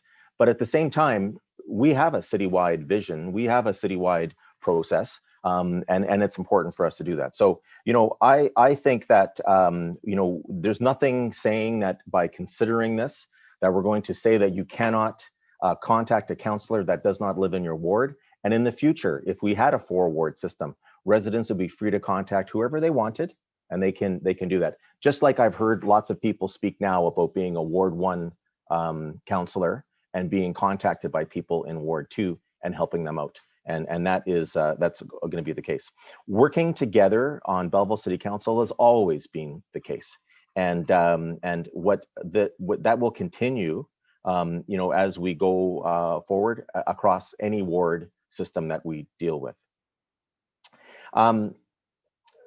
There's some being discussion about consultation and how what would we do to have a process where we hear from people. And I heard someone, and I forget who it was, I heard someone make a comment like a feeble attempt at consultation. Well, I think all 9 of us have to answer that for ourselves about how extensive or how involved we want to be in receiving consultation. It's easy to say, oh, no one's going to contact me. No one's going to bring it up or whatnot. But part of our job is to generate discussion about issues in the city and to seek improvements and find what people want. So, if there is a lack of consultation, it is probably going to be more of an indicator of our efforts as a council, pandemic or not, to seek that input. It's up to each of us. I did hear some things which does cause me some concern. I don't suggest that people are misrepresenting the feedback that they receive at any time around this table. We are all different. We all speak to different people. We hear different things. But to hear some of us today talk about the fact that this is not an issue because no one is contacting us, I don't think that's helpful, or I don't think it's positive. I don't think it's beneficial for us. I hope that all of us hear different things from different people. That if someone did not feel comfortable in coming forward to myself or another one of our counselors, they would feel comfortable in going to someone else and expressing that. Certainly we saw that a lot last term. And that's part of what we do as counselors. That's why there are 9 of us to do the work. And I don't judge someone else because they don't receive the same feedback as I do. At the end of the day, each of us has one vote, and we will cast that vote based on how we feel that we have heard and what we think we should do. And that is something that's up to you. Sort of lastly, and there's lots of things we can talk about, but I think we want to get to a decision. The hours being long, and I appreciate everybody's thoughtful comments, but I would say there's always people, and there is always a reason for us not to do something. No matter what decision we get at the council table, someone's calling us and saying, you shouldn't do this. And sometimes we don't hear a lot of feedback from others that think we should do it, but we know that there is general support for it and whatnot. So imagine what would have happened this term if we as Belleville City Council had followed that style of saying, hey, people are saying, it's not broke, don't fix it, don't deal with it. Well, what would we have done with the cabaret building across the street where the city purchased it? And we still had lots of people tell us, oh, don't spend taxpayer money on a building and whatnot. And the opportunities that it's going to open up for the future as we took an adult entertainment establishment completely inappropriate in front of City Hall, and then what we're going to be able to do in the future. Imagine if we said, we're not going to make a decision on the Memorial Arena because why should we?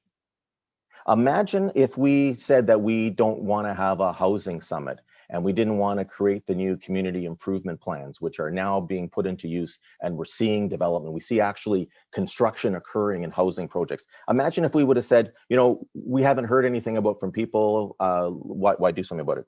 Imagine if we said that, the small minority of residents who contacted us because they don't want a new YMCA, because they don't want to lose the existing YMCA. Imagine if we had not proposed a new building and what is to come in the future when they do get the final go-ahead for that facility. Imagine if we would have said, why bother relocating the fairgrounds? Why go through the trouble of trying to make a deal and to relocate them and to have those very easy? No one would have blamed us. That was around since I think 1958. And it was easy because many councils in the past never advanced it. And we could have said, hey, we don't need to do it either. Imagine what would have happened. Imagine if we would not have made the decision to go ahead and to fight for the extension of Bell Boulevard and all the commercial activity that is going to bring to us in the future, and that we've already seen the interest. Imagine if we said, something, we shouldn't really spend the time and the energy on developing a sanitary pumping station, which will unlock the Loyola secondary neighbor community and be able to extend those services there. Imagine if we would have said, we're not going to do a warming center. No one else is doing it. None of our comparable municipalities. Quinte West is not doing a warming center. Prince Edward County is not doing a warming center. Sterling's not doing a warming center. The city of Kingston wasn't doing a municipal warming center at the time. Imagine if we would have said that and not provided that service of the warming center. Imagine if today we would have said no to extending the Bayshore Trail for the first time in 20 some years, where we have had that system, we would have said, no, we're not going to extend the Bayshore Trail. There's not enough people who really want it. I haven't heard from anybody that's saying, hey, you know what we really need to do is we need to extend the Bayshore Trail. Imagine if we would have said no to a new dog park in Thurlow at the corner of Maitland and Farnham Road. Imagine if we would have said no to the new playground equipment that is coming across the city. Imagine if we said no to even trying transit in a new transit in Thurlow, extending it there. Imagine if we would have said no to regional transit. All those efforts, because you know something, people aren't contacting us. I haven't heard for a single person who said they wanted to do that. Imagine what we would have done this term had we not done those things. And so, you know, I'm not saying that we're locked into this. This is a suggestion. Let's go through and let's have the dialogue. I think there is nothing lost to take a look. I don't think it's a divisive thing. I think actually it'll encourage more people to be involved in the process, provide their input. And at the end of the day, how successful or unsuccessful it is will become apparent to us. You know, we'll see. And then we don't have to take that next step. But, you know, to say from the beginning that we shouldn't do it, you know, it's unfortunate, and I understand. And as I said, I respect everybody being here. We all hear different things, and we make those decisions. But you know, I am going to ask that council support this, and in the spirit of asking that in a non-confrontational manner, Councillor Sanderson, I'd ask you to withhold your request for a recorded vote, because you know something. If this gets support, let's go through the process. Let's have the discussion and let's allow that to go that way. You know, to put people now and to be able to identify them and say they're for or for against it, you know, again, yeah, thank you. I just don't think it's healthy. And this is not designed to be an unhealthy process. This is designed to try to take action on making our city better, modernizing it, which is completely consistent with what we've done. Again, I thank everybody for their robust conversation and their suggestions. You know, this is not cast in stone. Let's start the process, and I appreciate everybody's cooperation. With that, I will ask, I'll call the vote. So this motion to start this process as aligned, does anybody want me to pull up the motion again so we understand exactly what we're voting on? I don't see anybody. Councillor Thompson, Mr. Coyle, can you pull that motion back up Sir, again? Just a clarification on the motion. There it is, sir. If it goes now, are we definitely saying 4 wards or just no? So if you read the motion, Councillor Thompson, and I think we should take the time, because if you're confused about this, there probably are people in the community that may also be confused. So let's look at it. So the first clause talks about the fact that it is the municipality that determines the wards and the composition of the wards and how they're dissolved or how they're set up. And so that's the section of the Municipal Act that gives us the responsibility to do that. The second paragraph of it talks about the fact that this amalgamation system has been in place since 1998, and the city has changed a lot in those 23 years. The third paragraph says that in order for new boundaries to be in place for the 2022 election, that we must, as a city council, finalize those changes by the end of the year. The fourth paragraph talks about the fact that we want to have an opportunity to have some dialogue and consult with residents to changes on the current 2-ward system. The next paragraph talks about the fact that a bylaw that would allow us to consider that would be prepared for the meeting on May the 25th.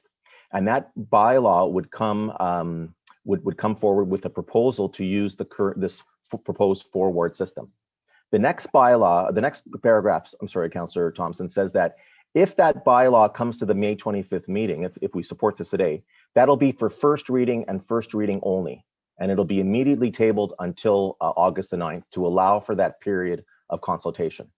And so the reason why we want to be able to do that is we can make a decision in August. And then if we were to enact new ward boundaries, we give residents the opportunity to appeal it, as is their right under the Municipal Act. And so that's the process. You're not saying you're voting in favor of the 4-ward system today. You're also not saying you're not voting in favor of it. You're voting for the beginning of a conversation and a consultation. And all of us, each one of us, will have a responsibility to find some way to engage people and to hear back from them. For the meeting at the end, sometime in August. Okay, so all in favor? It's carried. Thank you. So we will now move to item 12 on the agenda, which is notice of motions. Does anybody have any notice of motions they wish to bring forward today? Seeing none, I'll move to announcements. Does anybody have any announcements they want to make today? Okay, I just have a couple. Again, I know it's late, but that we do have some items that we need to address. I would like to proclaim today, May the 10th, as the Day of Action Against Anti-Asian Racism. The Stand With Asians Coalition brings allies together to raise awareness and to combat anti-Asian racism. We must condemn all forms of hate in public spaces as it creates unsafe conditions for members of the Asian, Black, Indigenous, people of color, and racialized communities. And so I proclaim today the Day of Action Against Anti-Asian Racism. I also do hereby declare May 16th to 22nd as National Public Works Week. Public works professionals focus on infrastructure, facilities, and services that are of vital importance to sustainable and resilient communities and to the public health, high quality of life, and well-being of the people of the city of Belleville. I urge all of our citizens here in Belleville to pay tribute to our public works professionals, engineers, managers, employees, and to recognize the substantial contributions they make to protecting our national health, safety, and quality of life. And I think we would all agree that those are the people who truly build our community, and we're grateful to all of them. I'd like to proclaim May the 19th as Personal Support Workers Day. Personal support workers truly deserve our recognition and respect for everything they have done through this pandemic. Personal Support Workers Day is an opportunity to celebrate their contributions to our community and to our loved ones. Thank you to all the personal support workers and frontline health care workers to continue to provide this essential work that impacts the lives of so many every day. And I'd like to proclaim May 23rd to 29th as VON Week here in Belleville. The Victorian Order of Nurses for Canada is a charitable community-based healthcare organization addressing community health and social service needs. VON's nurses, home support workers, community service coordinators, and many other staff and volunteers have been caring for the lives and well-beings of residents of Belleville since 1917. And I know that we will also today think of former Councillor Pat Culhane, who was a very proud nurse and supported this special week. On April the 29th, I was pleased to present City of Belleville employee Glenn Munro with a certificate in recognition of his bravery during a recent house fire at Ridley and North Front Street. Glenn, who is an operator with our Transportation Operations Department, saw the fire. He stopped his vehicle on the very busy North Front Street. He called 911 and ran to the door, banged on the door, alerting the residents, and he ultimately saved 2 people's lives. And while I say, I'm proud of all of our employees all the time, on that day, I was so proud of Glenn Munro, and I know all of you join me. Also, on May the 4th, I was honored to present another certificate of bravery, second certificate of bravery, to a City of Belleville employee, transit driver Mike Todd, who went above and beyond the call of duty on March the 28th when a passenger on his bus had an epileptic seizure. And Mike contacted emergency services. He got out to help direct traffic. The passenger was disorientated. She actually stumbled out of the bus onto the busy road.